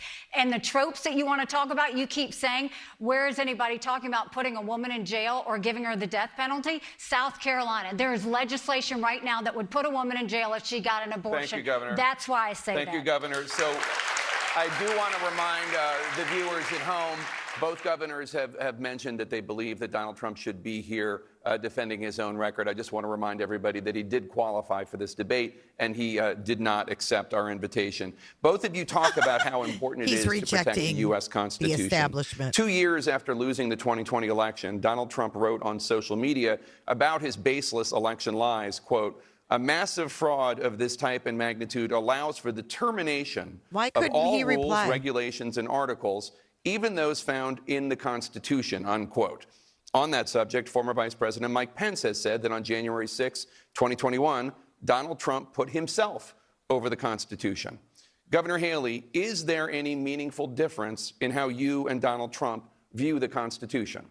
I mean, look, you take an oath to the Constitution, and I think what you're seeing is Donald Trump basically said that the election was stolen. He went on and on talking about the election being stolen. He said that January 6th was a beautiful day. I think January 6th was a terrible day, and we should never want to see that happen again. And I think we have to always be strong on the fact that, look, we want fair elections, and we saw some discrepancies in those elections in 2020 that should be concerning. That's why I passed voter ID in South Carolina. That's why I think when absentee ballots go out, you should be able to verify signatures. That's why I think ballots need to be counted on Election Day, and you should get results on Election Day. But that election, Trump lost it. Biden won that election, and the idea that he's gone and carried this out forever to the point that he's going to continue to say these things to scare the American people are wrong. We've seen a lot of states come together and do more election integrity bills. We need to do more than that. We still have 3 or 4 states that I'm worried about that don't have that. But at the end of the day, I will always defend and fight for the Constitution. That's what we should do as Americans. I think what happened on January 6th was a terrible day, and I think President Trump will have to answer for it. So just a clarification, Governor. Is there any meaningful difference in how you and Donald Trump view the Constitution?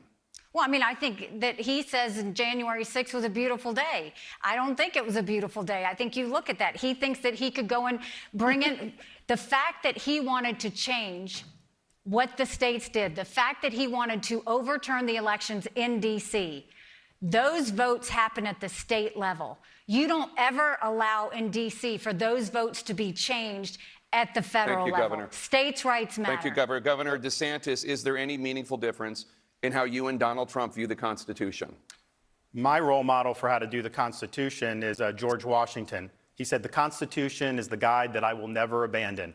And I remember when I took an oath to be an officer in the U.S. Navy, you raise that hand, you put that left hand on the Bible. And it's interesting, the oath doesn't say that you're going to defend the shores of the United States or engage in military conflict. The oath simply says that you will support and defend the Constitution of the United States. As President of the United States, you will preserve, protect, and defend the Constitution of the United States. You can't just terminate the Constitution. I mean, I know he does, word vomit from time to time on social media, but obviously I will uphold the Constitution. And I think it's fine to criticize Donald Trump, and I know the media brings this up a lot. But you know who else deserves to be criticized? The people that violated the Constitution during COVID to lock people out of schools, to destroy businesses, to force masks on people, to try to force vaccines. I'm going to bring a reckoning to all these agencies, the CDC, the NIH, the FDA. They harm people in this country. And when Dr. Fauci said there was no learning loss for kids, that's a disgrace. Thank you, Governor. There's a reckoning coming. So let's talk about how you view the powers of the presidency, because your opponent, Donald Trump, was in court yesterday for a hearing on presidential immunity. And Governor DeSantis, I'm wondering if you agree with the argument that Donald Trump's lawyer made in court that a president should have immunity for any conduct in office, including, as the judge asked, ordering the assassination of a political rival, unless the president gets impeached and convicted by the Senate for the offense first. Well, obviously, that attorney gave the case away on that explanation. I think the D.C. Circuit is going to rule against Donald Trump on that issue. I'm not exactly sure what the outer limits are. I don't think it's necessarily been litigated. It's not going to be an issue with me because I'm always going to follow the Constitution, and we're going to uphold the best traditions of the office. And I'm going to be a president you can be proud of. I think it's important that people be able to look to the president and say, hey, that's somebody that's worthy of emulating. And so my wife and I, we just view ourselves to try to do well for our kids and to make sure they're proud of us, and we set a good example. So that's what we would do in that situation. But I think there's a larger issue Republicans have got to think of it. Donald Trump's going to lose that appeal. He's going to end up going to trial in front of a stacked left-wing D.C. jury of all Democrats. What are the odds that he's going to get through that? And that's not even talking about the validity of the charges.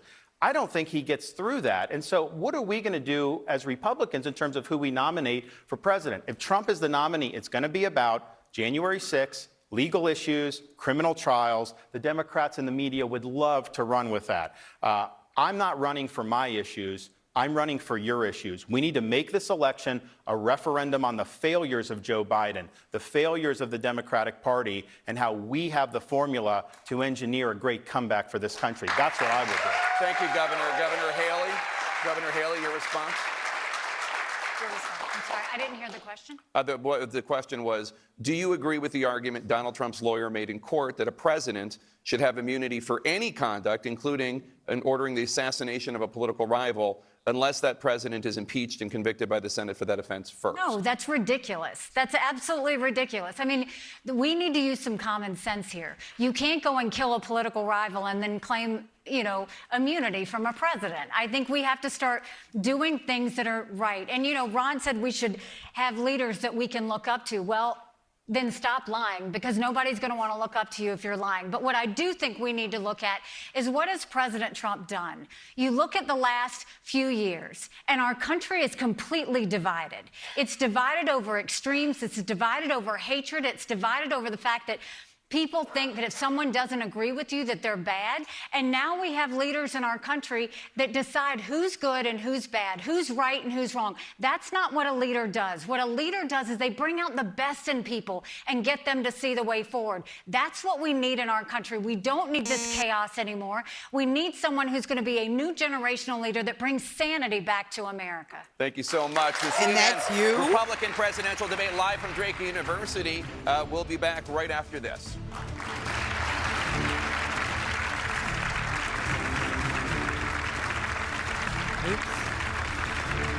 And that's her?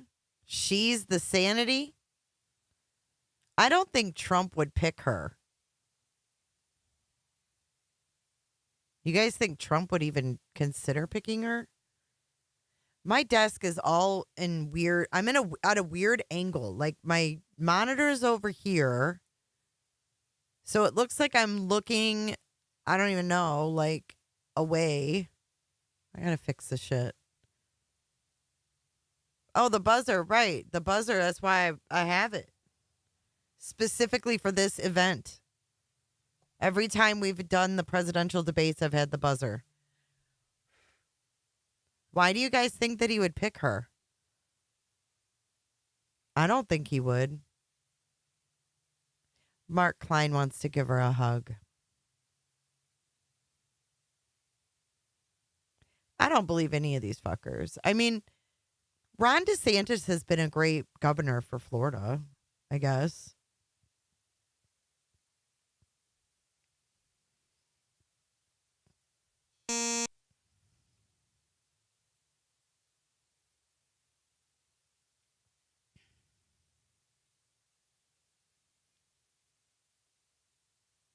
Who's Lake?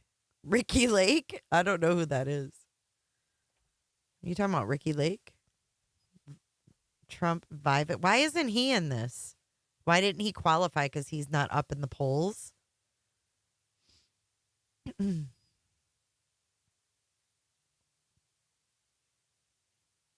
guys, tomorrow at 3 p.m. Eastern, I'm dropping a new part 2 of Gypsy frickin' Rose. And I got her frickin' number in this one.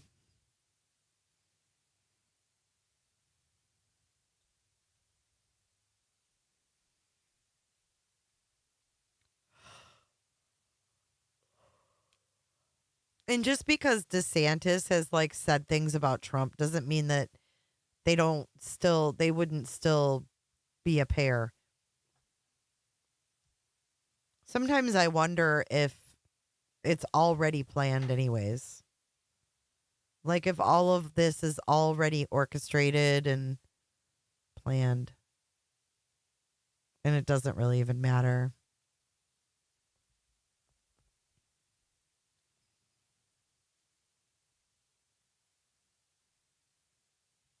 You guys are more up on, I don't know who Carrie Lake is. I'm a Yankee Doodle dandy. Dandy lioness. Coming in at 10:30 at night. This is a late stream. So how does that work? Can he pick whoever he wants? Or does it have to be... I mean, can he pick his wife? Can he pick his daughter?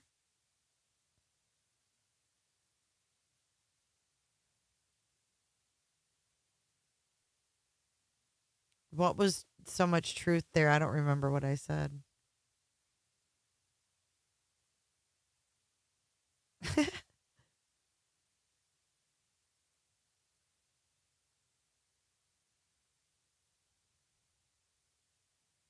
You guys throwing all these names. You're so smart. Globalism says, I don't want to see families running shit. He can pick KDK. He could pick Elon. I don't think he's going to pick DeSantis. Tucker Carlson? No. Oh, about it being pre-planned? Yeah. Tucker Carlson? I could not listen to Tucker Carlson giggle for 4 years. No freaking way. His giggle makes him seem a little light in the loafers, if you want my honest opinion. We back. We've got Ken and Brunette Barbie. Care plans. So we want to give the voters here some insight into specifics of what you might do as president. Governor Haley, as governor of South Carolina, you chose not to expand Medicaid under Obamacare. 40 states, including this one where we are in Iowa, did expand Medicaid, covering more than 18 million Americans. As president, would you allow those states to keep their expansions in place? Well, the first thing is we have to look at the fact that how can we be the best country in the world with the most expensive health care in the world? And so the way we're going to deal with it is we're going to open it all up. From the hospitals to the insurance companies to the doctor's offices to the pharmaceuticals to the PBMs, make them have to show us everything. Because right now, I can tell you, we take care of my parents. They're 87 and 90. My dad is in the hospital right now. When my mom was in the hospital, a nurse came up to her to give her a couple of Tylenol. And she said, I don't need them. And she said, honey, you might as well take them because you're going to pay for them anyway.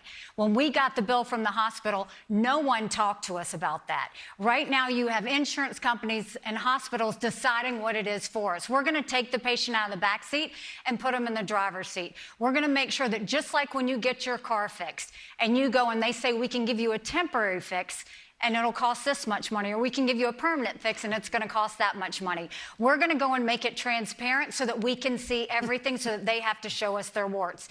The second thing is we're going to pass tort reform around this country. I did that in South Carolina. Doctors don't give you those 10 tests because they want to. It's for the 90% chance they'll get sued. And then we're going to go and eliminate certificate of need in this country. I did that in South Carolina as well. That basically says if you have a hospital here, you can't have another hospital for X number of miles. They do the same thing for surgical centers, for nursing homes. We're going to put competition back in healthcare so that healthcare is fighting for the patient. That way services go up and costs go down. Governor Haley, just a 15-second point of clarification. Would you allow the states that accepted Medicaid expansion to keep that? So the problem with Medicaid is it needs to be sent down as block grants. Governors can best decide how to do that, whether they need to use it towards mental health, whether they need to use it towards support services. Right now, I would send all of that down to the states. The problem is they're only sending a small portion of it. They need to send more of that so that states can better take care of it. Governor DeSantis, your response on whether you would allow Iowa and the other 39 states who accepted Medicaid expansion to keep it? Well, I've spoken with a lot of folks here in Iowa, and we need health care that's accessible, that's affordable, and that's accountable, and particularly an emphasis on mental health. In every corner of this state, everywhere I've traveled in the campaign, people are really concerned about mental health with the kids in schools, people that are coming out of service to our country, with veterans. We're going to put a big emphasis on mental health. I've actually delivered on some of these things in Florida. We got accountability for the pharmacy benefit middlemen that are causing your drug prices to go up. So we have transparency and consumers pay less. And I just beat the federal government to allow the state of Florida to buy prescription drugs from Canada, which is 25 cents on the dollar what our prescription drugs cost. I want seniors to be able to do. And then finally, we need to upend this COVID and medical authoritarian regime that we saw going around this country during COVID. It's wrong to force vaxes like the COVID shot and say people are going to lose their jobs. That is not going to ever happen on my watch, trust Governor me. DeSantis, same 15-second I think what you do is you block grant the program and then let states run the way they see fit to do. But I can tell you this, expanding Medicaid leads to less private coverage. It doesn't necessarily increase access to quality care. I want to actually people get good health care. It's not just about a sheet of paper. If you don't get any good doctors, it gives you entitled for that. Governor DeSantis mentioned mental health. Let's talk about that. There is a mental health crisis in this country. An estimated 58 million Americans suffer from some type of mental illness. Governor Haley, you say the mental health crisis is a, quote, cancer that no one has dealt with. What do you think is causing the crisis, and what would you do to fix it? Well, I think we saw it exacerbated by COVID. I mean, with the school lockdowns and everything else, we see young people now with more anxiety, stress, and depression than ever before. 1 in 3 people right now suffer from mental health issues. But if treated, they can live a perfectly normal life. The problem is we don't have enough mental health therapists. We don't have enough mental health treatment centers. We don't have enough addiction centers. And if you happen to be lucky enough to get one of those 3, insurance doesn't cover it. We have got to start dealing with this because it's become a huge issue. And that's why we need to have more telehealth so that people can get the mental health care they need right when they need it. We need to have mental health counselors in schools so that they can identify when a child has a problem, that they can get the help that they need. But right now, we've got to get access to care. And that's, again, why I want to move those federal programs down to the state level, because states know they need more mental health support. They're not getting the dollars to do it. We don't need DC bureaucrats handling that. We need this on the ground so that we can get the mental health centers, get the therapists, and get the help that people need so that they can be healthy again. Governor DeSantis, you said right here in Iowa this summer that closing mental health institutions, a policy supported by Ronald Reagan, was a mistake. As president, would you restore federal funding to those mental health institutions? Yes, we need more people in institutionalized settings, unfortunately. But, you know, Governor Haley mentioned, I think correctly, the devastating mental health consequences for these school closures, a lot of things that happened during COVID. I never recalled seeing her out there fighting the fight. I was on the front lines on that. Governor Kim Reynolds was on the front lines on that. We fought back against the biomedical state. We were attacked by the media. We were attacked by the pharmaceutical companies. We were attacked by the left, attacked by Fauci. We stood and we helped people, and Iowa and Florida had the best schools opening in the entire pandemic because we led. That's what you want to do. Now, in terms of mental health, I've run into veterans here in Iowa, and I think we have a significant problem with veterans, particularly the post 9/11 veterans. And we know the stats on suicide. It's really, really sad. And as a fellow veteran, as president, I have to put that issue on the front burner. We can't keep turning a blind eye to what's happening to our vets.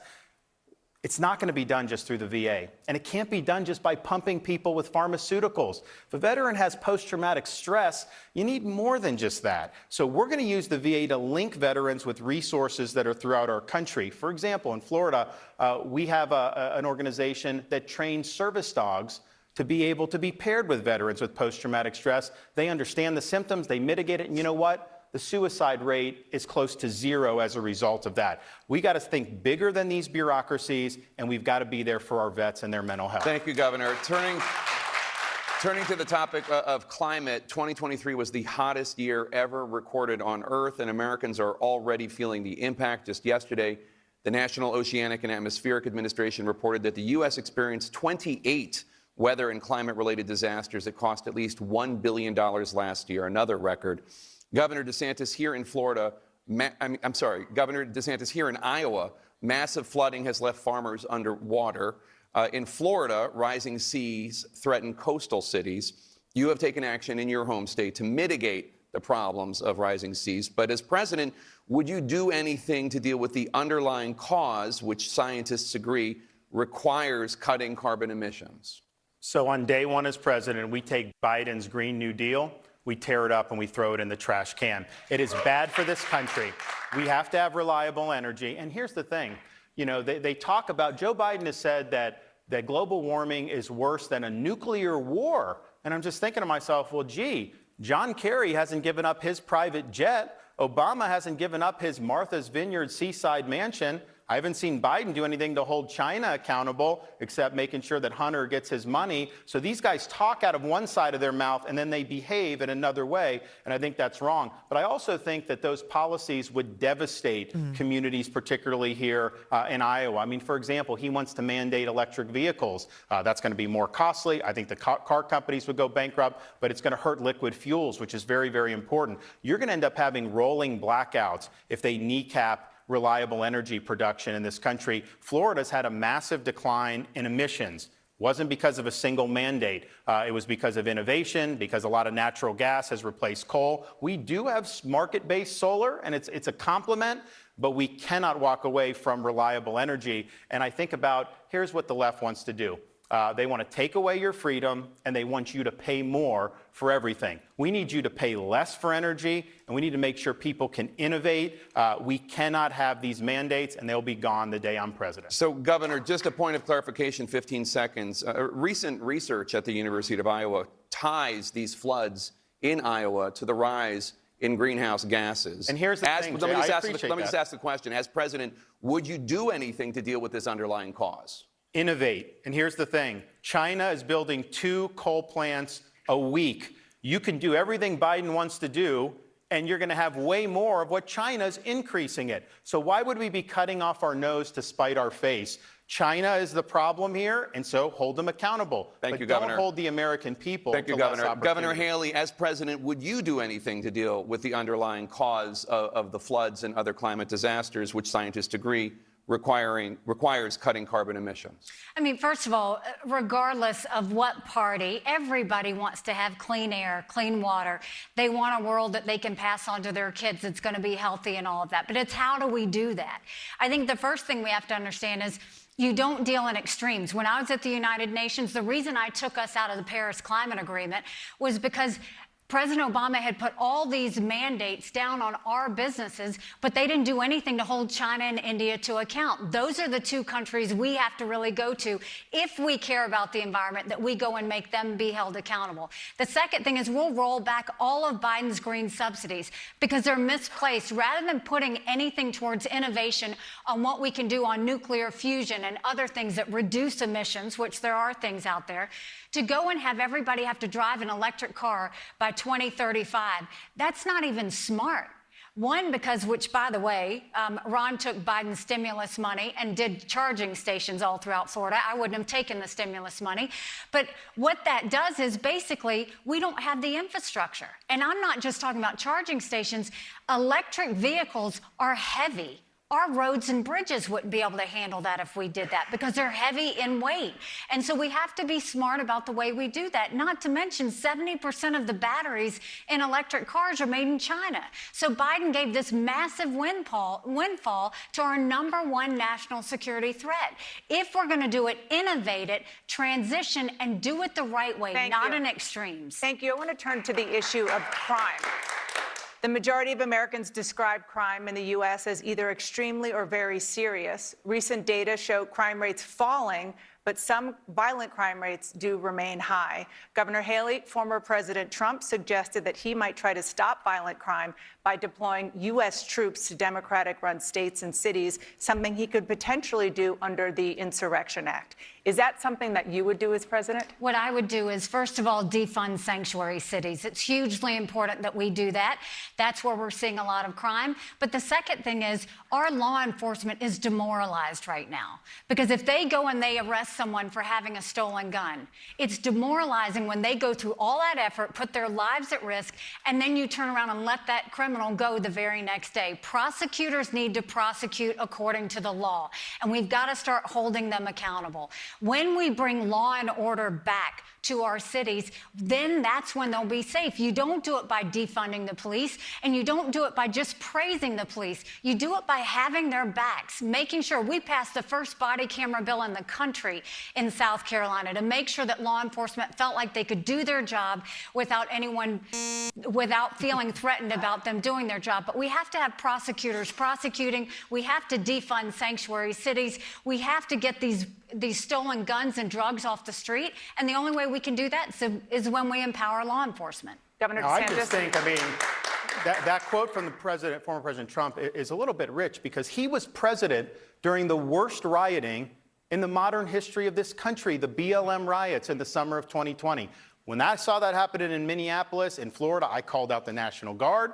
We had state law enforcement deployed. We said, you're not burning down our cities in this state. And you know what? It didn't happen. He sat in the White House and tweeted law and order, but he did nothing to ensure law and order. As your president, I will never let our cities burn. You have every right to stop this runaway rioting as president. In fact, you have a duty. Now, Nikki Haley and I have a disagreement on the BLM stuff too, because she tweeted during this period of time that the death of George Floyd should be, quote, personal and painful for each and every American.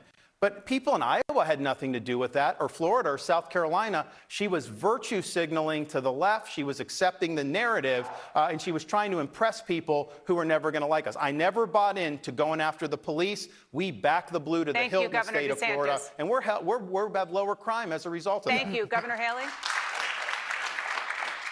It's interesting that he did that. He put a tweet that was very similar, but let me tell you why I did that. First of all, we had one of the worst two racial shootings. We had the shooting of Walter Scott, who was shot 7 times in the back by a dirty cop. We had a horrific shooting at a church where a white supremacist came in and killed 9 amazing souls. BLM, all of that, we never had to deal with riots. We never had to call in the National Guard, Ron, because when we had both of those shootings, we were able to pull people together. We didn't have riots, we had vigils. We didn't have protests, we had prayer. We brought people together. When I said that about George Floyd, when we turned around and had the worst shooting in a religious place that we had seen in this country, not only did I pass the first body camera bill in the country and keep our state together, not only did I move to bring the Confederate flag down, we came together as a state in prayer, and we had no division, no riots, no anything. We didn't need the National Guard. Thank you, Governor. Because a leader knows how to bring out the best in their people. Thank you, Governor. So you have been sparring on the campaign trail for months. We've seen some vicious attack ads going back and forth, and tonight we have had a very lively debate. On a different note, Governor DeSantis, let me ask you, what do you admire about Governor Haley? Well, look, I mean, I think that, at the United Nations, I did think that she spoke out strongly on some key issues, and I appreciated that. I also appreciate the state of South Carolina. My wife is a College of Charleston graduate. Her parents lived there for many, many years. And so it is a wonderful state. There's a lot of great people there. And I think to be able to have been governor there is a great achievement. And I really appreciate everyone I've gotten to meet in South Carolina. Governor Haley, what do you admire about Governor DeSantis? I think he's been a good governor. Okay. So we're going to squeeze in another quick break. And we'll be right back with more from the Republican debate here at Drake University. This was so lame. This was so lame. I almost feel like I need to apologize to you guys for even having this live stream tonight. That's how fucking lame this was. I mean, really, I think he's going to be a good governor. And it's just silent. Clutch your pearls that you bit one off. Let's see if there's another one missing when she comes back. Who is Sister Monica Claire? Do I want to know?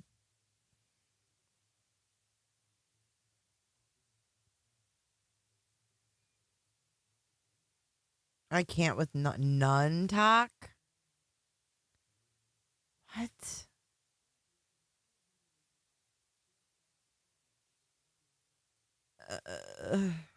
What the fuck? Nun talk? Oh my word. Stop it. You know, we got to go to TikTok and see if that's a thing. Nun talk. Hold on. Let's go to hashtag. Fuck. Oh my God, these stupid dances. Fuck you. I fucking hate TikTok. Why do people do this? All right, let's see if there's none. Talk. Oops. None. This is what we do on commercial. None talk. None talk official. Our Lady of Good Worship. Is this fake?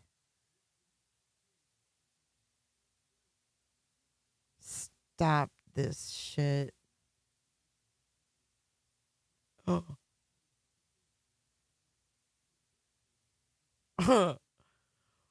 None. I hate it too.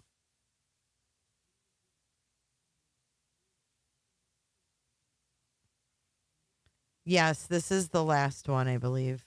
None type. Do I have to put a hashtag or? Let's do that. I don't really know how to TikTok videos. Let's try that. Oh, fuck. I don't want to log in. God. Fucking China. Anyways, I guess I can't. I'm scared to look any further. The more I scroll, the more disturbing it seems. Nonsense for the people. She has like, here's some of them. She's a nun and she's on TikTok.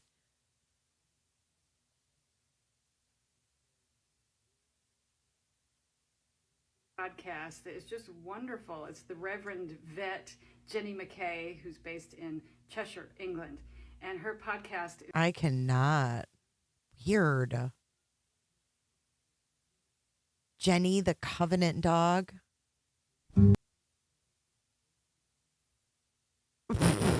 Weird.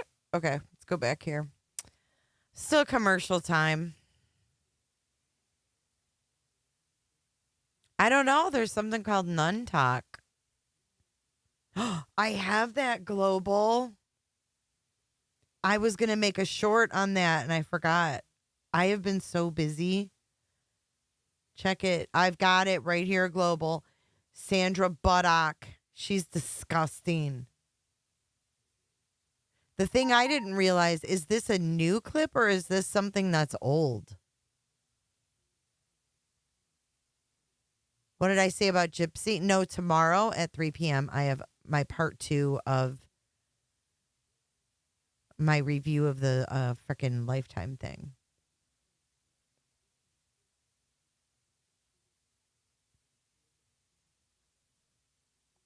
All right, let's wrap this up and then I'll play Sandra Bullock talking about the gross things she does with children's foreskin. Republican presidential debate. We now have time for closing statements, and we begin with Governor Haley.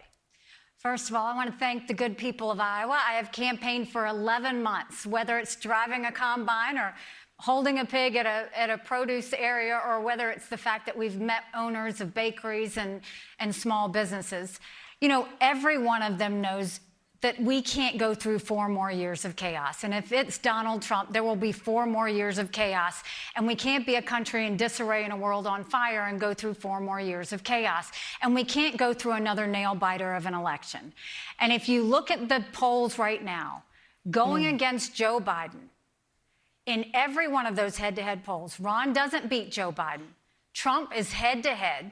On a good day, he might be up by 2 points. I defeat Biden by 17 points. That's bigger than the presidency. That's House, that's Senate, that's governorships, that's down to school board. That's a mandate to get our spending under control and get inflation down. That's a mandate to get our kids reading again and go back to the basics in education.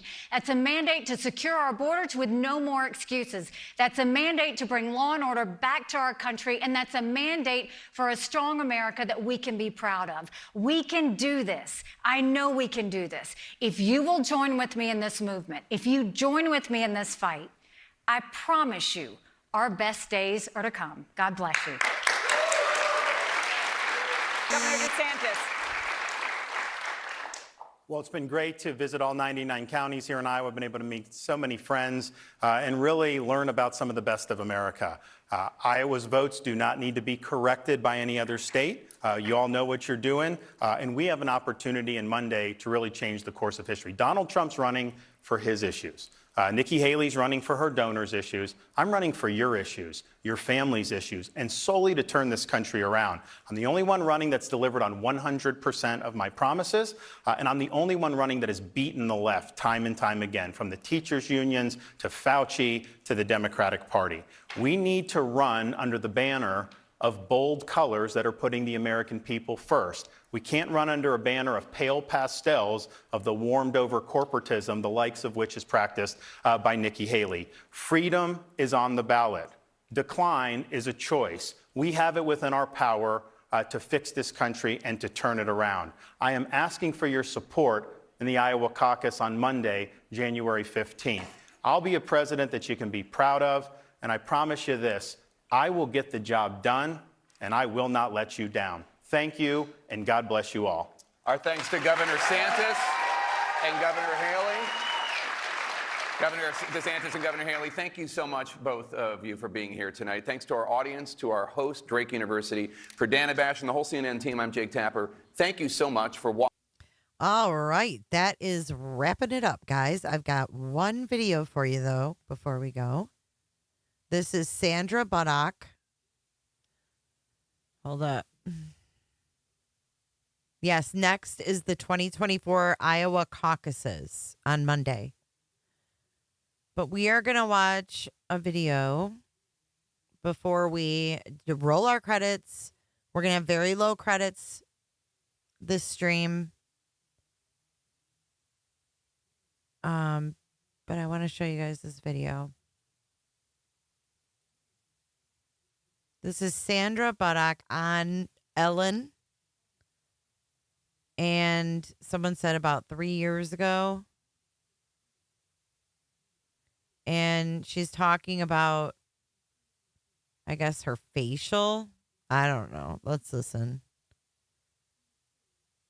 No, I don't think, I'm not.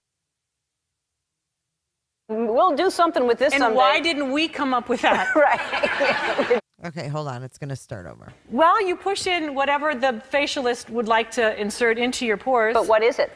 It is an extraction from a piece of skin that came from a young person far, far away, and they somehow figured out how to extract. It's foreskin from a Korean baby. Why are they laughing about this? That's what it is.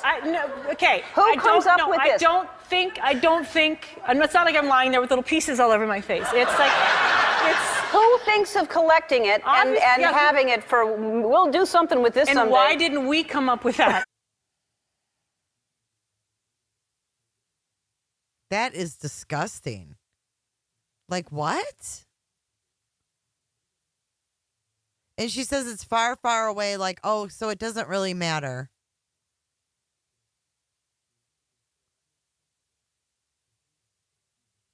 We'll do something with this someday. And why didn't we come up with that? Right. We'd be rich. And so we call it, I call it the penis facial, and I think You're pushing into the skin. Well, you push in whatever the facialist would like to insert into your pores. But what is it? It is an extraction from a piece of skin that came from a young person far, far away, and they somehow figured out how to extract. It's foreskin from a Korean baby. That's what it is. Okay. Who comes up with this? I don't think, and it's not like I'm lying there with little pieces all over my face. It's like, Who thinks of collecting it and having it for, we'll do something with this someday. And why didn't we come up with that? Right.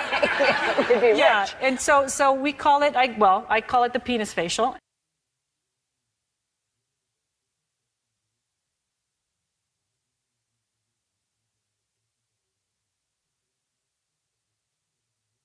Is this real? Yeah. I feel like it's old, though. It's got to be old, right? What's the Steve Harvey thing? What did that do? Give him indentions in his fucking cheeks?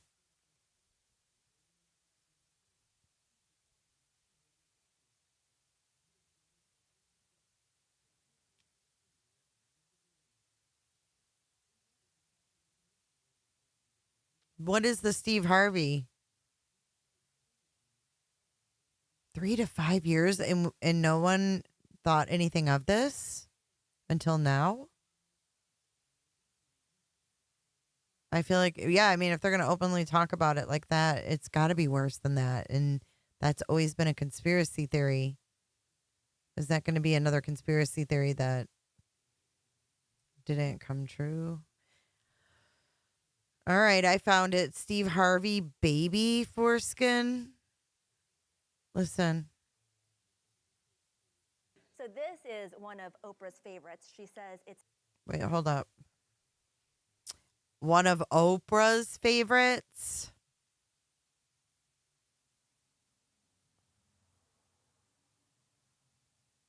I have a feeling we could go deep into this for hours and hours if we were allowed to. Okay, here we go. Here's Steve Harvey. Here we go.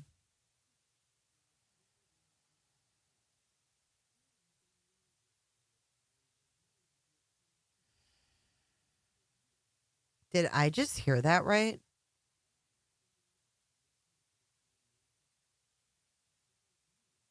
protesters about it because they are cells from baby foreskin.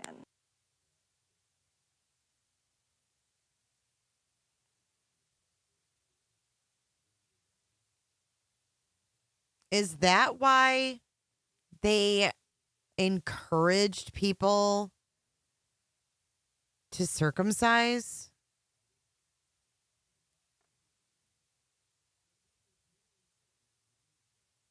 That's fucking weird. Whoa.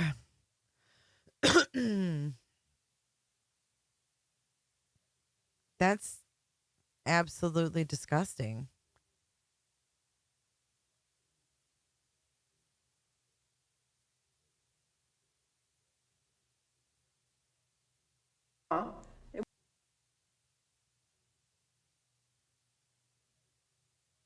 About this facial that you're obsessed with, that how many did you get the whole cast of Ocean's 8 to do Not this? everybody. Okay, and, good, smart ones. Just those that I thought would appreciate it. Did you get everyone to do these facials?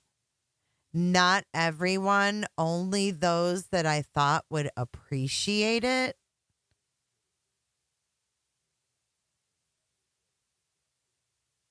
The whole cast of Ocean's 8 to do Not this? everybody. Okay, and, good, smart ones. Just those that I thought would appreciate it. Okay, explain what it is. Well, it's this way in which one forces through microneedling.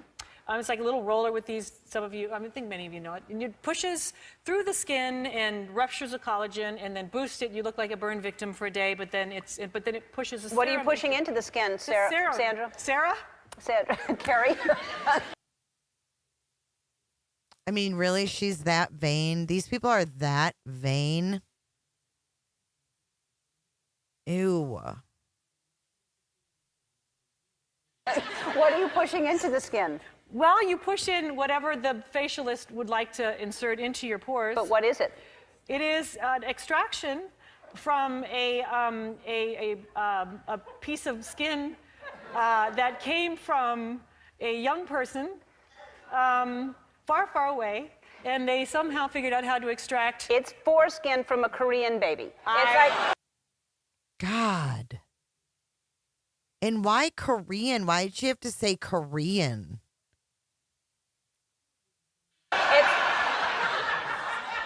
And they're laughing.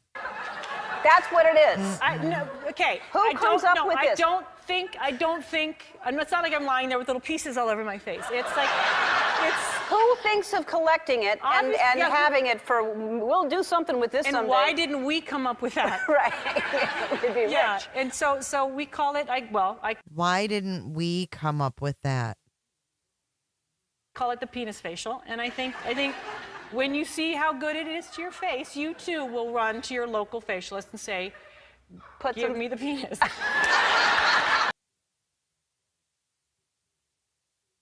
Dude, what the fuck? What in the world? If this was 3 to 5 years ago, why did we not think this was weird? What's going to happen? Give me the penis. Yeah. That's what you're going to say. I'm never going to say that.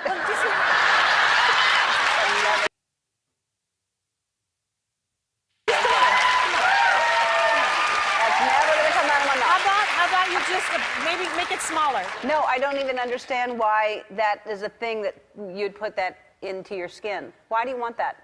You know what's going to happen? Penises are going to start growing out of You're going to have little tiny... Little penises? Like, that's what karma is going to do. You're going to have tiny baby Korean... I'm here going, Korean... let it not be a whisker or a peen. Let it... All right, yeah, I'm good here. Okay, we're all good. No. They're talking about baby penises, guys. Well, so be it. So be it. If I must have Korean penises growing out of my... It was worth it. All right. Oh, my We're going God. to take a break and... We're going straight to hell. Yeah. You don't even know. Straight to hell. Yeah, I'm not. I didn't do it. I have to explain. You are. Yeah. All right. I'm going to get backstage and Lila's going to go, Mama, why is there a penis on your face? Yeah. Wow. I don't even know what to say. I've never seen that. I mean, whoa. They still get plastic surgery, so what good does it do? Right. The hell? Yeah, that's evil and sick. It makes me want to throw up.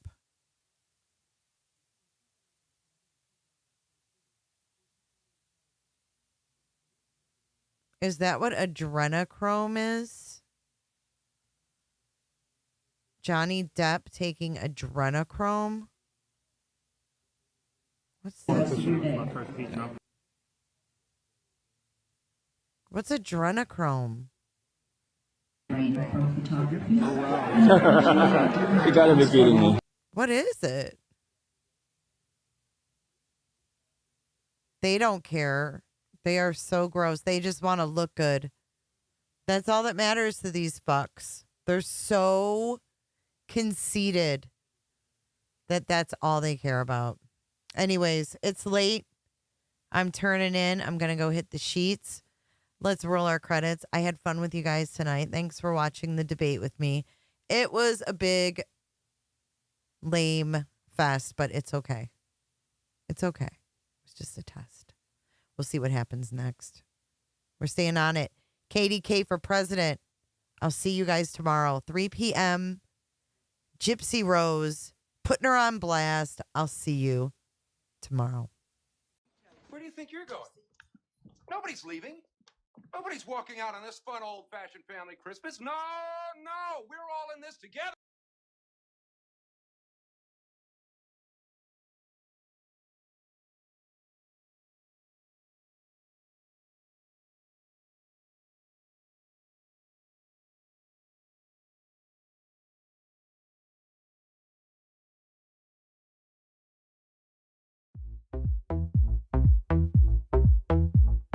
I don't give a damn.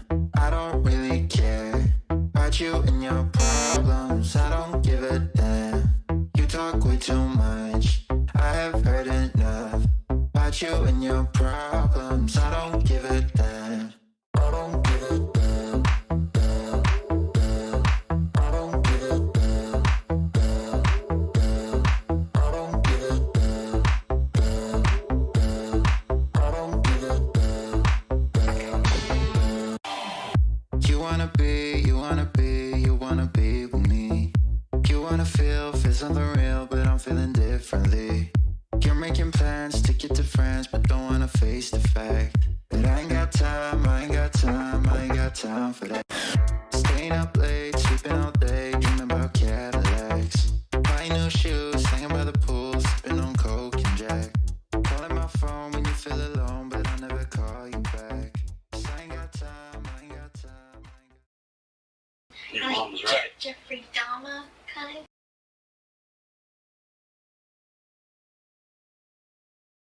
Bye, Jennifer.